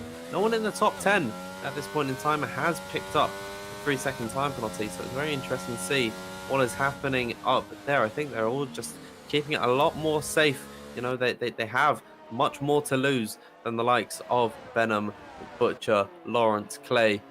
So, you know, that is certainly a contrast in the field at this point. And I think those outside the top 10 playing it a lot more risky here today. Yeah, and I think that's going to be the case once the, if the rain stops, because it's sort of stayed at this stubborn point at the moment, so we're not going to see as many improvements. I think if you're outside the top 10, you're going to be one of the drivers who's going to think about coming in for a set of dry tyres earlier, because you've got really not a lot to lose at the moment. Looking at the lap times, Max Wiesel's fastest lap is about a second faster than the fastest lap of our race leader at the moment, but I think he had to go outside of the track limits to set that. But it just shows how even just having 4 laps difference in the age of intermediate tyres is putting you in really good stead at the moment and putting you in a good position as the rain continues to fall down at the moment. We're on board with Ismail Fassi. I mean, he had that fantastic start to the race. We were thinking he might be able to run away with things. He's down in 15th at the moment. He wants that to be 14th.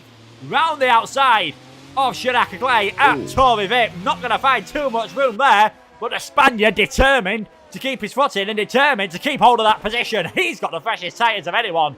Ismail Fassi moves up into 14th. If it stays at this, this rain intensity all the way through, Fassi could be one to watch out for. I certainly think maybe to get that final points position off Yannick Schmidt.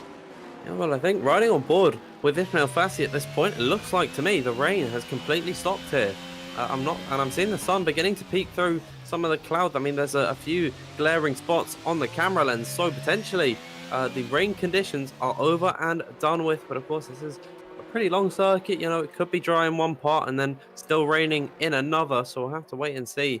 But for the most part, looks to be drying up. However, of course, these are still intermediate conditions. There's still lots of water still along that track, and Alvaro Caraton now with a 3-second time penalty. Jake Benham sets the fastest lap of the race. So many drivers in that bottom 10 with a 3-second time penalty to their name. Benham, Fassi and Longe, the only ones without a penalty at this point in time. So, those guys, surely if a safety car comes out at some point, will be in much better stead. As Max Wiesel, once again, I think he's doing this pretty much every lap, setting the fastest lap of the race.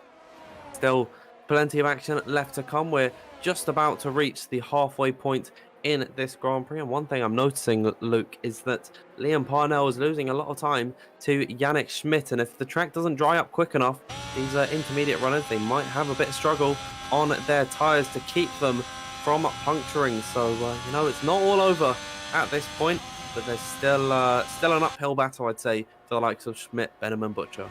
Yeah, Ron Hart just blowing away the fastest lap at the moment, proving that his 14-lap old intermediates are still in a very good condition. Points positions here in WOR, nearly identical to what you have in real-life Formula 1. The only difference being there is no point for the fastest lap, so it is 25 for first, 80 for second, 15 for third, and so on for so forth. But you're not going to see anyone pitting at the last minute to steal a fastest lap point off anyone else. They might just do it to steal the fastest lap off someone, though, and have that little bit of bragging rights, as Ismail Fassi, his fresh intermediates looking very good indeed. I mean, we're probably only another couple of laps away from, if you can hang these intermediate tyres out a couple of laps more, might be able to go on a set of mediums towards the end of the race, which could be very interesting indeed. And I wonder if that's what these drivers are just thinking about at the moment. Do you drag the intermediates perhaps a lap or two longer than optimal, but go on a set of the medium tyres, knowing that you're probably going to have a bit more pace? Decisions that everyone is going to have to make, because, I mean, obviously we are going to get dry conditions. It's just when we see that DRS enabled sign now. Yeah, the DRS being enabled is typically the sign that the intermediate conditions are over and done with, and that the dry tyres are quicker. I'm certainly going to be watching the track map for the next few laps, just in case we see any early punctures from the intermediate runners who started the race on that set of tyre.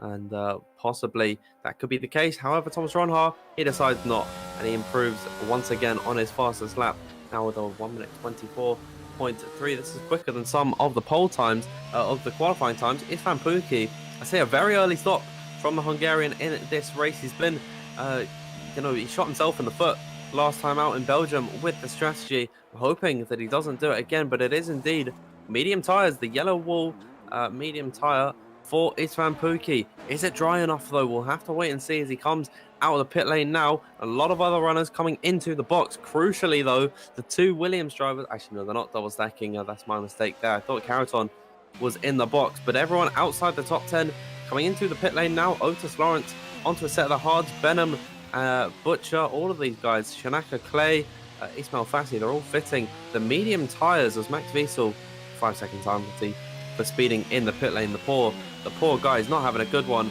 Alfie Butcher almost spinning his way out the pit lane. Yeah, I think it is. I mean, you just saw us on board with Istvan Pukki just how difficult it is at the moment. The circuit right now is certainly not ready for a set of the slick tyres. They've probably gone, you could potentially say, a lap early, but if things dry out towards the end of this lap, who knows, they might have just called things to perfection at the moment. Are we going to see drivers getting time? That's a very late decision by Thomas Ronhaar to come into the pit lane, but he managed to get it the right side of the line as Otis Lawrence on a set of the hard tyres, making a move on Shanaka Clay here, which is not something you would have expected to see. You'd expect the hards, obviously, to be doing worse at the moment, but somehow Lawrence making them work better than the mediums on Clay's car. This has not worked out too ideal at the moment. He'll be faster later on in the race. You wouldn't expect him to be faster now. Modesto Mena stays out on track. He takes the lead in this race. As there we go, Shanaka Clay getting the move done back on Otis Lawrence. Yeah, we'll see whether those that decided to stay out are actually going to gain anything here. Caraton could be a good one to watch, but his tyres won't be up to temperature. Everyone else's will be. So he's going to have a very scary first lap out of the pits here, I think, is the Spaniard. Yeah, absolutely. And Istvan Pukki, I don't really think he's actually benefited all that much from pitting a lap early. He's now behind Mirko Soriano. Will be in P4 by the time Modesto Mena comes into the pit lane. As Caraton's lost it out the pits! Oh no! Caraton spun it coming out the pit lane. He's facing the wrong way. Thank God for ghosting, but he's seen the lap before. Butcher's nearly lost it out the pits. Caraton completely caught by surprise, spins it out the pit lane. Anything he gained by stopping out that one extra lap on the intermediate tyres, he's thrown it away. Oh no, Alvaro Caraton. I mean, fighting for this championship, it's all unraveling for him at this point in time. A DNF last time, like no points here in Portugal. It's really just coming undone for him at this point. Modesto Mena in the pit lane. We also missed Alfie Butcher coming back into the pits and retiring from this race. High drama on lap number 17 of 33, and we're past the halfway mark at this point in time as Thomas Ronhaar retakes the lead of this race. And I mean, just look at the gap that he has to Daniel Shelson in behind as he is about to overtake Modesto Mena in the pit lane. Look at that gap, 7.5 seconds between first and second. I mean, if there's no safety car in this race, Thomas Ronhaar is going to be plain sailing throughout the entirety of it. I think this might be one of the easiest wins of his championship campaign, as Jake Benham and Ismail Fassi still trading the fastest lap, and Jake Benham going to look for a move on Yannick Schmidt. Gets by on the Alpha Tauri. Ismail Fassi will hope to do the same as soon as possible. We'll see if the Red Bull star can make the move stick as up the hill they go. Yannick Schmidt looks a little bit slower than Jake Benham and Fassi at this point in time, but not close enough to make a move stick on this part of the lap. And in that turn number 5, that's where we see most of the moves being made. Jake Benham, he decided to go a lot earlier. Yeah, I think he's just had more pace than Yannick Schmidt and managed to get alongside before turn number 1. Nice and steadily done. What could cost Ismail Fassi here? You can see the ERS level on Yannick Schmidt's car is about 85% at the moment. Ismail Fassi, he's got the red light flashing, and that's not because he's forgot to set it out of a rain setting and it's still wet out there. He's down on hovering around 10%, so he's going to really struggle coming out of the final corner. Turn 5, I think, is going to be his only opportunity, but in a DRS train, things are going to be difficult, as Otis Lawrence also struggling on his ERS. We're seeing more fastest laps coming in there. Istvan Pukki, Bualem Ferrer. It's just going to come down thick and fast as the session goes on. Not too many battles in the top 10 at the moment. Things are quite spread out, but one that isn't, Ika Baena versus Mirko Soriano. With Soriano, he's pushing hard. He knows if he gets on the back of Istvan Pukki, defending this fifth place, it's going to become a lot easier for him, as that is now Jake Benham, who gets a 3-second time penalty. They are having to push so hard to get themselves further up the field, but costing themselves dear here with penalties. Yeah, these penalties are coming out quite heavily around this circuit, and once again, it's all of the drivers in the bottom half of the grid. And Max Wiesel, that's another penalty to the name. 11 seconds for the German. I think at this point he's given up all hope on winning this race and getting any points. He's just going to try and go for the fastest lap every time by. I'd imagine in the next few laps we'll actually see him come into the pit lane for a soft compound of tyre. And Luke, at this point, I don't believe the DRS has been enabled. So, unless I'm just not seeing it correctly, but the DRS still not coming into play in this race. I wonder when we're going to get the message from Racing Truck. Never mind, it has actually already been enabled at this point. The back of Mirko Soriano, who's lost a bit on this lap, given that the Italian runner in the Alpine this evening has been pushing very hard indeed. And at this point, I'm seeing Harvey Cohen. He's almost dipping into that 1 second window that he needs for DRS on Daniel Shelson. We still could have at this point in the race a battle for a podium position, but yeah, Thomas Ronhaar at the front of the order. Luke, 8.7 seconds. That's going to be 9, I'd imagine, by the end of this lap. He's just untouchable at this point. Yeah, it's just all about for Ronhaar now, keeping that focus up, and a driver who's been as successful in esports as he has, nearly winning the title in his debut season, shouldn't really be doing anything silly. He's just going to keep his focus. He knows he doesn't need to push extremely hard, but there's always that danger if you do start slowing off by a 10th or 2 a lap, your concentration drops, and it is very easily, ironically, when you're actually pushing less hard, it is easy to make that mistake because you're thinking about things more. You're not driving as naturally as you were doing. You've just got to let your natural talent and all the practice that you've worked for all those hours shine through at the moment. Harvey Cohen has got DRS on the back of Daniel Shelson, but he's had to burn all his battery in doing so. So could do with a couple of laps, just building that battery back up again before he goes to a move on Shelson. But it certainly looks like he has got that pace at the moment. And interestingly, further back, the other Mercedes, Jake Benham, Yannick Schmidt staying in that DRS, but Ismail Fassi almost dropping out of it. The Red Bull clearly struggling to manage his ERS at the moment. He knows, though, all he's got to do is get ahead of Schmidt. He's going to get himself a point here, but still a long way to go. And still, that possibility of a safety car, which would really put the cat amongst the pigeons here and ruin all of Ronhaar's hard work. I think certainly a safety car is what a lot of these drivers are going to need in this race. Certainly, Ismail Fassi, I think he's definitely one of the quickest drivers around this circuit, and he has been all day today. And it's just a blunder with the strategy, starting on the wrong tyre, on the wet compound of tyre when he should have been on the intermediate.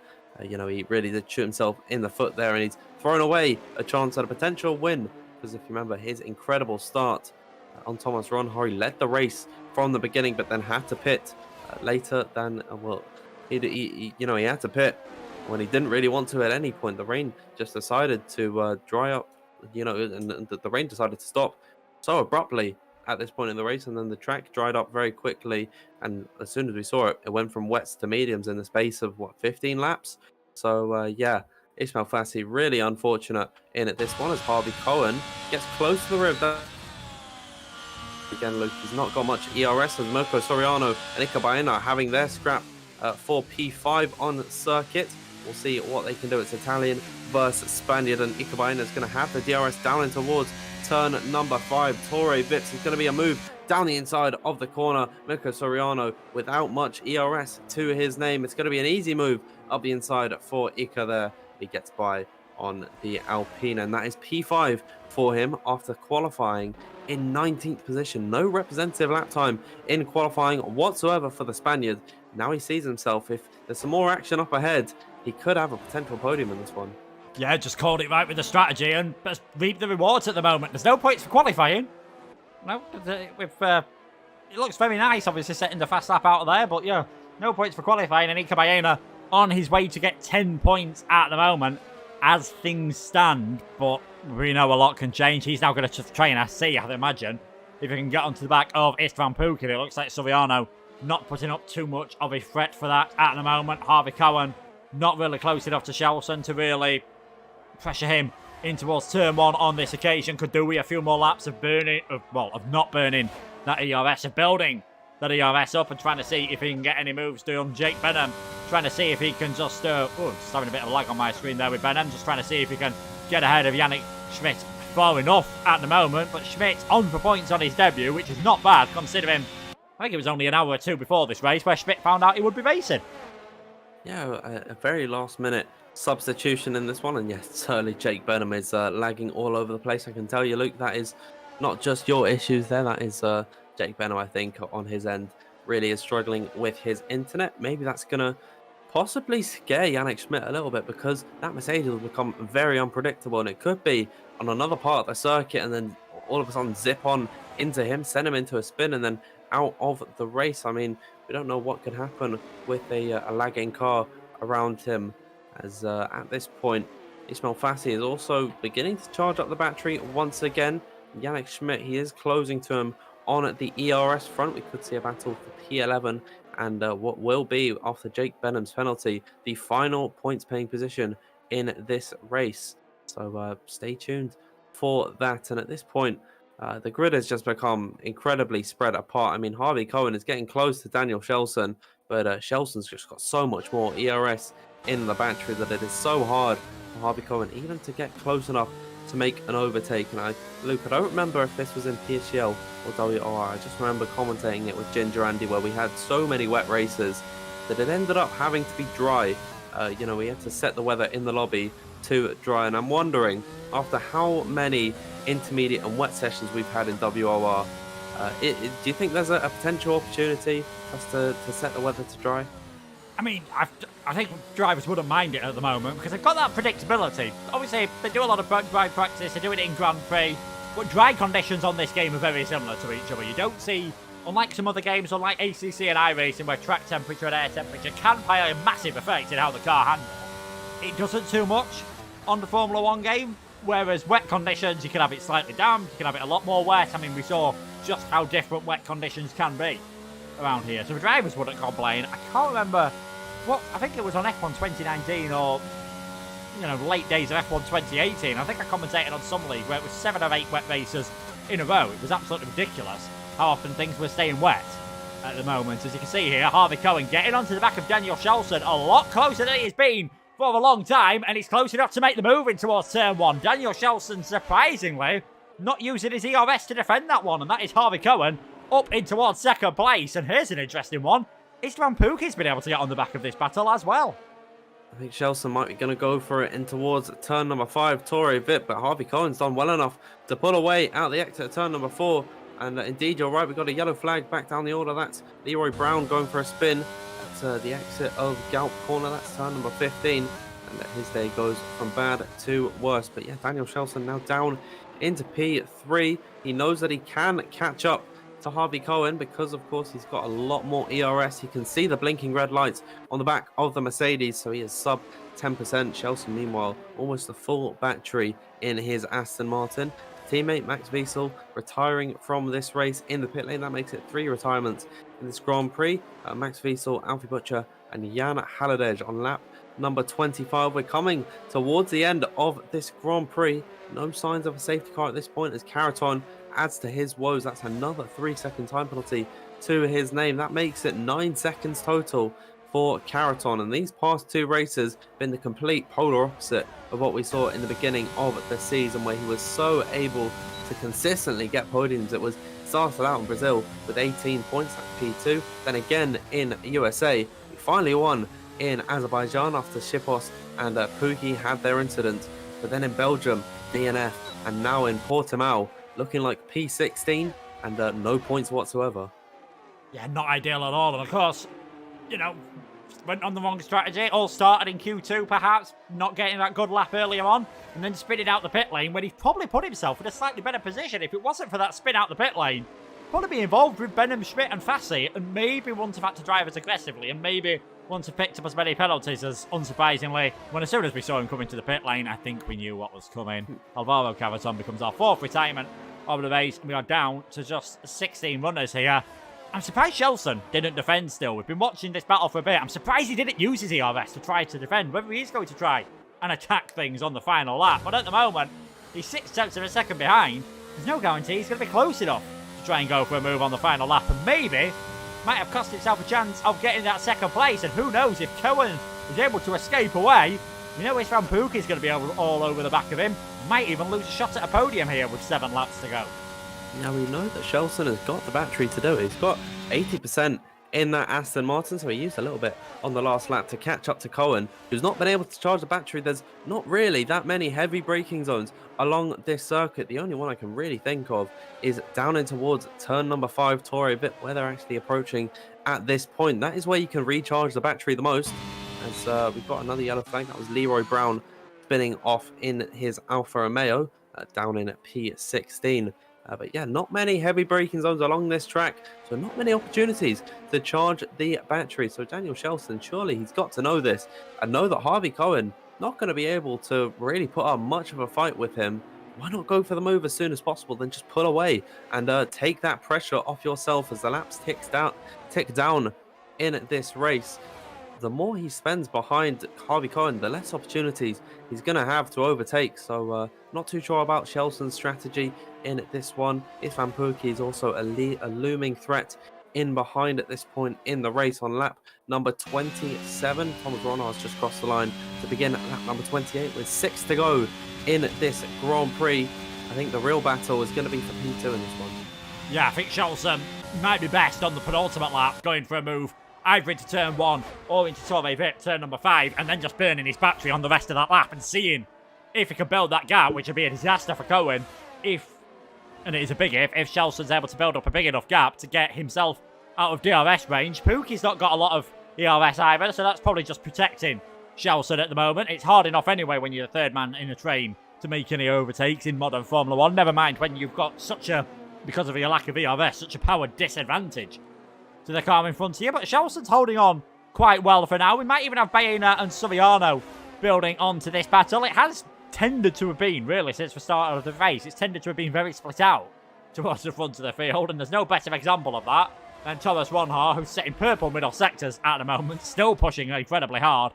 11.5 seconds, ahead of the rest of the field. He has been untouchable so far today, and just taking advantage of his rival's misfortune as well. I wonder what Thomas Ronhar is thinking about right now, as he's just absolutely dominating this race. And on 12 lap hole with medium tyres, when the track is practically bone dry at this point, the sun is shining up ahead, a few clouds are looming, set the fastest lap, still going at an incredible pace. Really do have to respect it, as on lap number 29, I'm seeing yellow flags in sector 2. That was Nicholas Longue losing some time. He might have had a spin out of turn number 8, I believe it is, of Samsung. As yeah, he's going slow for whatever reason in his Ferrari, and he's in neutral at this point. And it's not been the most impressive debut for him at this point. Maybe he's gearing up for a fastest lap. I'm not too sure what's going through the Frenchman's head at this point in time. But on lap number 29 of 33, yeah, Thomas Ronhaar, he's absolutely dominating this race. It would take a mere miracle for Harvey Cohen if he were to win this race. And he's still got Daniel Shelton and Isfan Pookie, and now Ikabaina for company. So a bit of a train actually beginning to form for P2. Yeah, I think this could get very interesting in the final 4 or so laps. I mean, Thomas Ronhaar, this is reminding me of Sebastian Vettel in his Red Bull days, where there was no points for fastest laps in Formula 1 back then, but Vettel didn't care. He'd just go to set the fastest lap just to say that he'd got it and that no one else could. I mean, Ronhaar's had pole position, has currently got the fastest lap. We'll see whether Nicolas Longue is coming out of the pits on a set of the soft tyres. I imagine that is going to be. So I think it's going to be hard for Ronhaar to keep that fastest lap in the end, but you never know what could happen. And what is going to happen here, Chelsea's decided now is the time to go for it. Down the inside in towards turn 1, and that is the Aston Martin back in towards second place. He's burned up quite a lot of his battery on the previous lap. He's been hovering around 80 to 90%. He's now at 54%. We'll see whether Shelton is going to go for things a bit more. Cohen's got a bit of battery saved here. Is he close enough to dive 1 down the inside into turn number 5? Not on this occasion, but these two battling. It's allowed Pookie to catch up a bit more. Ikabayena's hanging in there as well. Going to be a very intriguing final 3.5 laps for the battle for second. Very excited to see it as they head through the second sector, where you rarely see any overtakes through there. We saw it at the beginning of the Grand Prix. I believe it was Alfie Butcher and Jake Benham scrapping it out in turn 6 and 7, but yeah, very unlikely at this point of the race on these old medium tyres. Isfan Pookie saved up quite a bit of battery, a bit more than Harvey Cohen has at this point, 37% compared to 21%. Definitely could sense an opportunity headed in towards the first corner, but we'll have a wait and see as out of Sagres, the final braking zone along this circuit. Thomas Ronhaar beginning at lap number 31 with 3 Grand Prix. Isfan Pookie chasing the back of Harvey Cohen and Daniel Shelton for a podium position. A driver who's really been hard done by in the last 2 races, especially in Azerbaijan, where that could have been a race win for the Hungarian. It was not meant to be, but a podium certainly would put a bandage over those old results, as Harvey Cohen got close to the back of Shelton, headed in towards the first corner, but wasn't able to make a move stick. Potentially down in towards Torre Vip, we could see an opportunity made as Mirko Soriano goes off the circuit back behind, and no dive bombs being made at this point in the race, Luke. Yeah, I think, you know, they've put so much effort in now to ruin it with a dive bomb from that far back would be silly, and maybe Cohen would have gone for it if he didn't have Pookie and Baena so close to him, because he's not just, you know, it's not like he's got a bit of a gap to the cars behind and he can afford to go for a risky move. If it goes wrong, there's always the potential of damage, but even if you don't get any damage, you're probably losing 2 places and putting yourself under pressure from both of the Alpines further back as well. So certainly not worth going for that move. And right towards the back of the field as well, Ismail Fassi is currently on for some points in 12th position on his slightly older medium tyres than Yannick Schmidt. All he has to do is keep it nice and clean and he will get that point, as there's Nico Longue just enjoying himself on his return to WOR after winning round number 1 of the season at Brazil. He's going to be last here, but at least he's going to get a fastest lap to just sort of show off to himself, as Isfan Pookie's had a fantastic run through the final corner, closing up to the back of Harvey Cohen, just not close enough at the moment, and Baena just struggling to hang on to the back of these guys. But I get a funny feeling if Pookie can get Cohen on this lap, I've got a feeling he could get Shelton as well, but I'm not sure, as he comes now up towards Torre Vip, I'm not sure where he's going to be able to make the move. No, it is going to be very tricky to make the move on Harvey Cohen, especially since he is following in the DRS of Daniel Shelton, who's pretty much burnt up all of his battery at this point. Just a few laps ago, he had 90% in that Aston Martin, now only 25% at this point.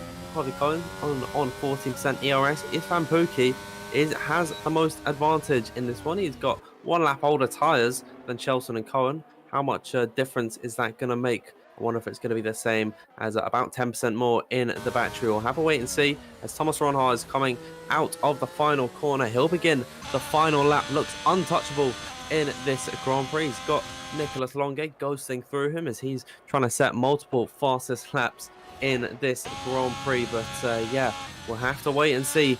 Surely down in towards turn number 5, that is going to be the opportunity where they go for it. Is now Istvan Pukki on the back of Harvey Cohen, who has no battery in his Mercedes. The AlphaTauri closing the gap, headed in towards the first corner, had a half look up the inside, but didn't make any rash decisions, as now they head in towards the first sector here. Turn number 3 of Lagos. It's going to be all about the run out of this corner now. Can Istvan Pukki try and send a move on Harvey Cohen to take the final spot on the podium as they hit the braking zone at Torre Vip? He's just not close enough. Harvey Cohen, I think, Luke, saved by the DRS of Daniel Shelson in front of him.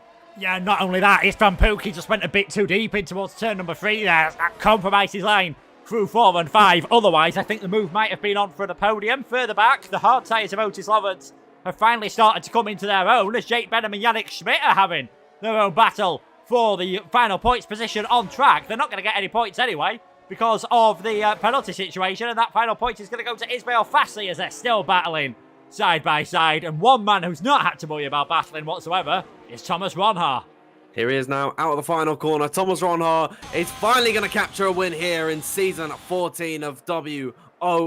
And there it is, taking the championship lead with him. He is your winner in Portimao in dominant fashion, over 12.5 seconds clear of the nearest runner of Daniel Shelson, who finishes in P2. Harvey Cohen ends up in 3rd. There's an Alpine of Mirko Soriano spearing across the line. Istvan Pukki wasn't able to capture that P3, but still a decent P4 from starting outside the top 10. And Nika Baena from 19th on the grid all the way up into 14th. Ismail Fassi ends up getting ahead of Jake Benham and Yannick Schmidt after the penalties were applied. But there it is, Luke. Thomas Ronhaar, dominant fashion here in Portimao. And he takes the full 25 points.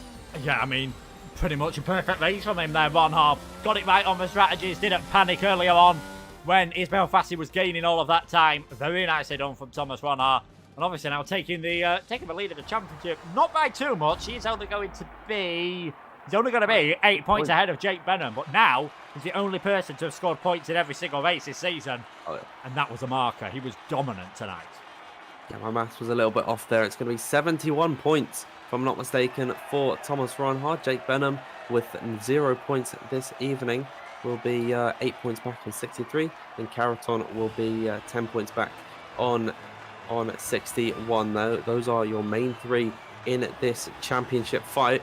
Really, no one else is close to them at this point in time. Lawrence didn't get any points, I believe. The nearest runner to them was Harvey Cohen in the points tally. He currently sits before this race 9th with 17 points. So yeah, there's a big breakaway in the championship hunt. Alvaro Caraton, Jake Benham, Thomas Ronhaar, that is your top 3, and surely the main 3 contenders that we need to watch out for. As Ronhaar celebrates atop the podium, an epic victory for him in style around this race. It never looked in doubt after he was able to break away from Daniel Shelson very early on. He wins this race. Shelson in 2nd, 3rd, and taking the podium for the first time this season. Harvey Cohen, very well done to him. Pukki in 4th, 5th is Baena. Soriano in 6th, 7th for Mena. Ferrer in 8th, 9th for Liam Parnell, getting his first points since round number 1. And then Ismail Fassi rounds out the top 10. Benham, Schmidt, Clay, Lawrence, Longue, Brown, they were not able to take any points. Actually, your DNFs today, were Leroy Brown, Alvaro Caraton, Max Wiesel, Alfie Butcher, and Jan Halliday. And that brings us to the end of what was a very, I'd say, interesting Portimao Grand Prix. Certainly from a weather standpoint, I mean, it was all over the place. We started in qualifying with dry running, then it swiftly moved over to the intermediates, then it went just briefly towards the wet period, back over to the inters, then wet for the race, back over to the inters again, and then to dry right in the end. I mean, it all came full circle. Very interesting indeed. Yeah, I mean, we didn't really know what was going to happen. When we saw the rain at the start of the session, I mean, I certainly, at the start of this race, thought this is going to be 4 wet tyres for anyone. I was a bit worried because I remember back in my PlayStation days commentating on a race around Portimao where it was full rain all the way through, and it was arguably the most boring 33 laps I've commentated over because no one was able to make any moves. But we had that difference of tyres, we had the difference of strategies. We thought Ismail Fassi on lap number 1 because he was pulling away by so much. Thought, oh, Fassi, you know, by the time it gets towards intermediate conditions, he's going to be well up the field. But in the end, that wasn't the case. He was able to recover towards a point. But Thomas Ronhard just called it perfectly. So many of his other rivals didn't. And that is why he took the victory. And that is why, you know, he's now leading a championship. Another driver to get it right, Daniel Schelsen. And we're going to have him in shortly for the start of the podium interviews. Absolutely. I'm very excited to talk to one of our podium sitters, Daniel Schelsen. Can you hear us, my friend? Yes, I can. Hello. Okay, perfect. So let's start off with your qualifying performance. You started P2 in this race. Talk us through that Q3 session. I mean, everyone was coming out as late as possible. You seemed to get it almost perfect. How'd that go for you? Yeah, I was very happy with the pace in the wet conditions, especially in the quali. So I feel like before the race, my pace wasn't going to be that good for Portugal. I've obviously practiced dry, like everyone else does. So I didn't have a lot of expectations, but then when I saw it was rain, I knew this was the opportunity for me to do maybe something more than like finishing outside the points or going out in Q1. So and the pace in the wet, it was better than I thought as well, and I was just very happy with everything in the quali and the race as well. It went very well. Yeah, I think so far this season you are proving yourself to be quite strong in the interchangeable and the wet conditions. And of course, it was wet in qualifying. That carried over into the race, and we saw a mixture of tyres from most of the drivers. What dictated your decision to start on the intermediates? I mean, I obviously saw the weather conditions. It was going to be light rain a little bit into the race. And I know if it even says full wet or like heavy rain on the weather forecast, the inters can work. But obviously I wasn't sure what to do. Then I looked at the race director and saw that Thomas had selected the inters, and then I was just like, okay, let's go for it. And it paid off as well. So that's very good. Absolutely. And then, of course, after reaping the rewards of starting on the intermediate tyres, you found yourself in a podium fight with the likes of Harvey Cohen and Isfan Pookie and Ikabaina at one point. Surely that was a very intense run for you. Tell us what was going through your head in the last few laps. Yeah, I mean the pace in the dry again, it wasn't the best. So they were catching me. Obviously had a good gap, which obviously was nice to have, but it came down quickly. But I was saving ERS though, so I had like 100% ERS when they caught me, and Harvey I saw was flashing, so when he overtook me, so then I knew I had a chance to actually get back in front. It was just also trying not to get any warnings. It's very easy to get a penalty. But yeah, I just did my best, and it was enough in the end, so happy. Yeah, absolutely. Really well done in this race to yourself, Daniel, and I hope in the next few weeks we can see you in for another podium interview. Daniel Schelsen, everybody. So that brings us in towards now. We've got one of our another podium sitter, got Harvey Cohen in the interview room, and Luke, why don't you talk to Harvey for us? Yeah, we'll do. Congratulations, Harvey. Had to make a lot of moves out there, but in the end, the lack of ERS probably costing you a chance at second place. Tell us about your race.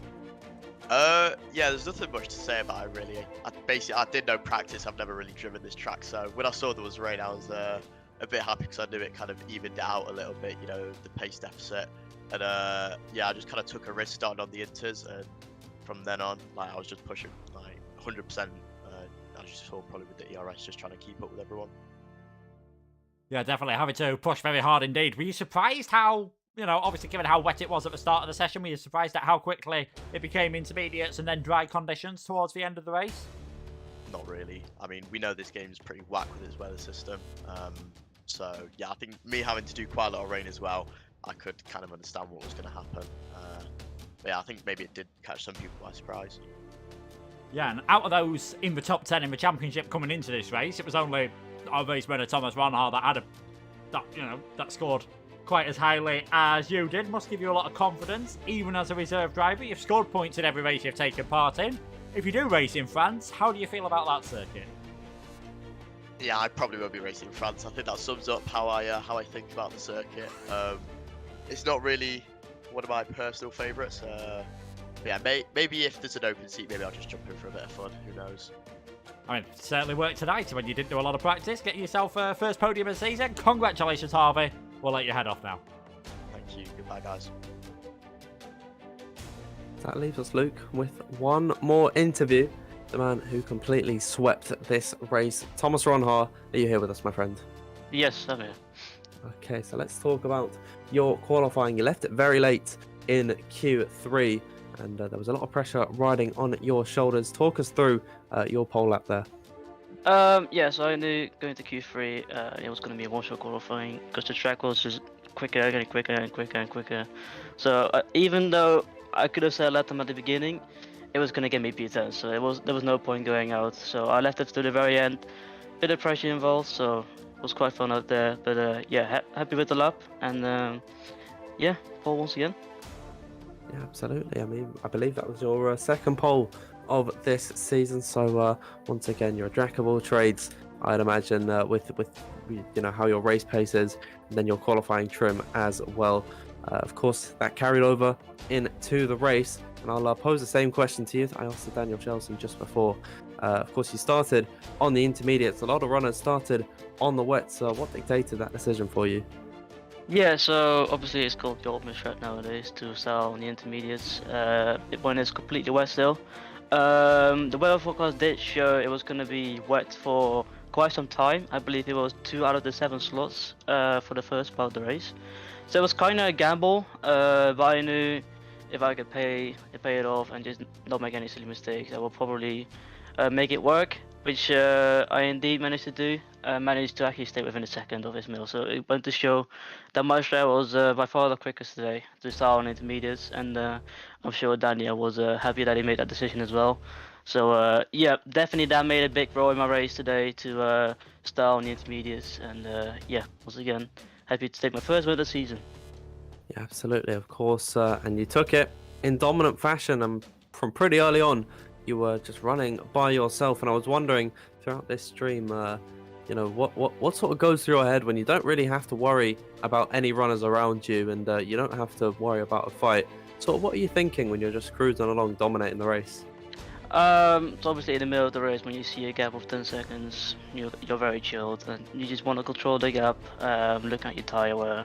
I actually was struggling with the tire at the end. I believe it was 75%, so it was kind of tricky to manage those tires, which is the only thing I did in the last basically 10 laps of the race. But yeah, just try to stay as calm as possible, and I knew if I just don't make any silly mistakes, I was just gonna enjoy getting the win, which yeah, happy with that. Yeah, absolutely, and I hope that we can talk to you in the next few races. We head to France next, and you are now the championship leader. So once again, Thomas, really well done to you this evening. Thank you so much. Okay, and that brings us to the end, Luke, of our interview section. We've talked to all 3 of our podium sitters, which I think actually we don't get to do all that often. So really nice to hear from all of the drivers this evening, and it was a fantastic effort from all of them, but it really did just lie in starting on the intermediate tyres. Yeah, that proved to be the right call. I mean, I love Daniel's honesty of, yeah, I was going to go on the wets, and then I went on the race director, sort of on how I was on the intermediates, and thought that must be the right thing to do. And yeah, it was in the end, and that, sometimes, that's not a bad idea, seeing what some of the other drivers doing, I'm thinking, well, hopefully they've got it right this time. Normally, if you're the only one that's done anything, you're either an absolute genius or you're an absolute idiot, but those on the wet tyres, we thought at the start of this race, I mean, Fasty's start was absolutely incredible, but already after 2 laps, it became clear that the intermediate tyres were possibly the better one. Maybe things would have come back to them if the race hadn't dried up so much at the end of the race. It's just the way it is when it comes to the weather. They'll be hoping France is a bit more of a straightforward race, but again, that's another circuit where tyre wear can be very crucial. I've seen a lot of punctures on final laps around Paul Ricard circuit. It's certainly a bit of a tyre killer, and one where you will see a lot of penalties again. Yeah, absolutely. A lot of runoff through there, and there's a lot of places where you can make a very easy mistake. It's also a circuit that is it is no stranger to the wet weather, so a little bit worried that we're going to have even more wet conditions headed in towards France. But Luke, I believe that's everything from us this evening. Yeah, I believe that is everything. It's been a quite an exciting qualifying session and race. We never knew what to expect there. I mean, all the questions were up in the air from the beginning, but ultimately the drivers sealed their race start. Sealed their race result in the start screen. So it is incredible to see that in all of this changing throughout the wet weathers, just choosing the right tire in the race director was what decided whether you were going to be outside the points or on the podium. And for the likes of Ron Haar, Cohen and Shelson, they made that right choice. So we'll wait to see what their game plan is headed in towards France next week. Thank you everyone for tuning in to this evening for round number 5 of this season 4 team. We've had now 5 different winners in all 5 races. Will that streak continue in towards France? We'll have to wait and see. Make sure you follow the WOR League on Twitter. It is at WOR League, and subscribe to our YouTube channel. It's the big red button beneath the stream. You cannot miss it. And make sure you join our Discord for all WOR updates. The link will be in the description. You can also follow myself, DanFieldF1_ and Luke Etheridge on Twitter. That is Luke Etheridge 95. You can see our ads are beneath our faces here. So yeah, I believe that is everything. Thank you once again for tuning. See you next week for France. Thank you and good night.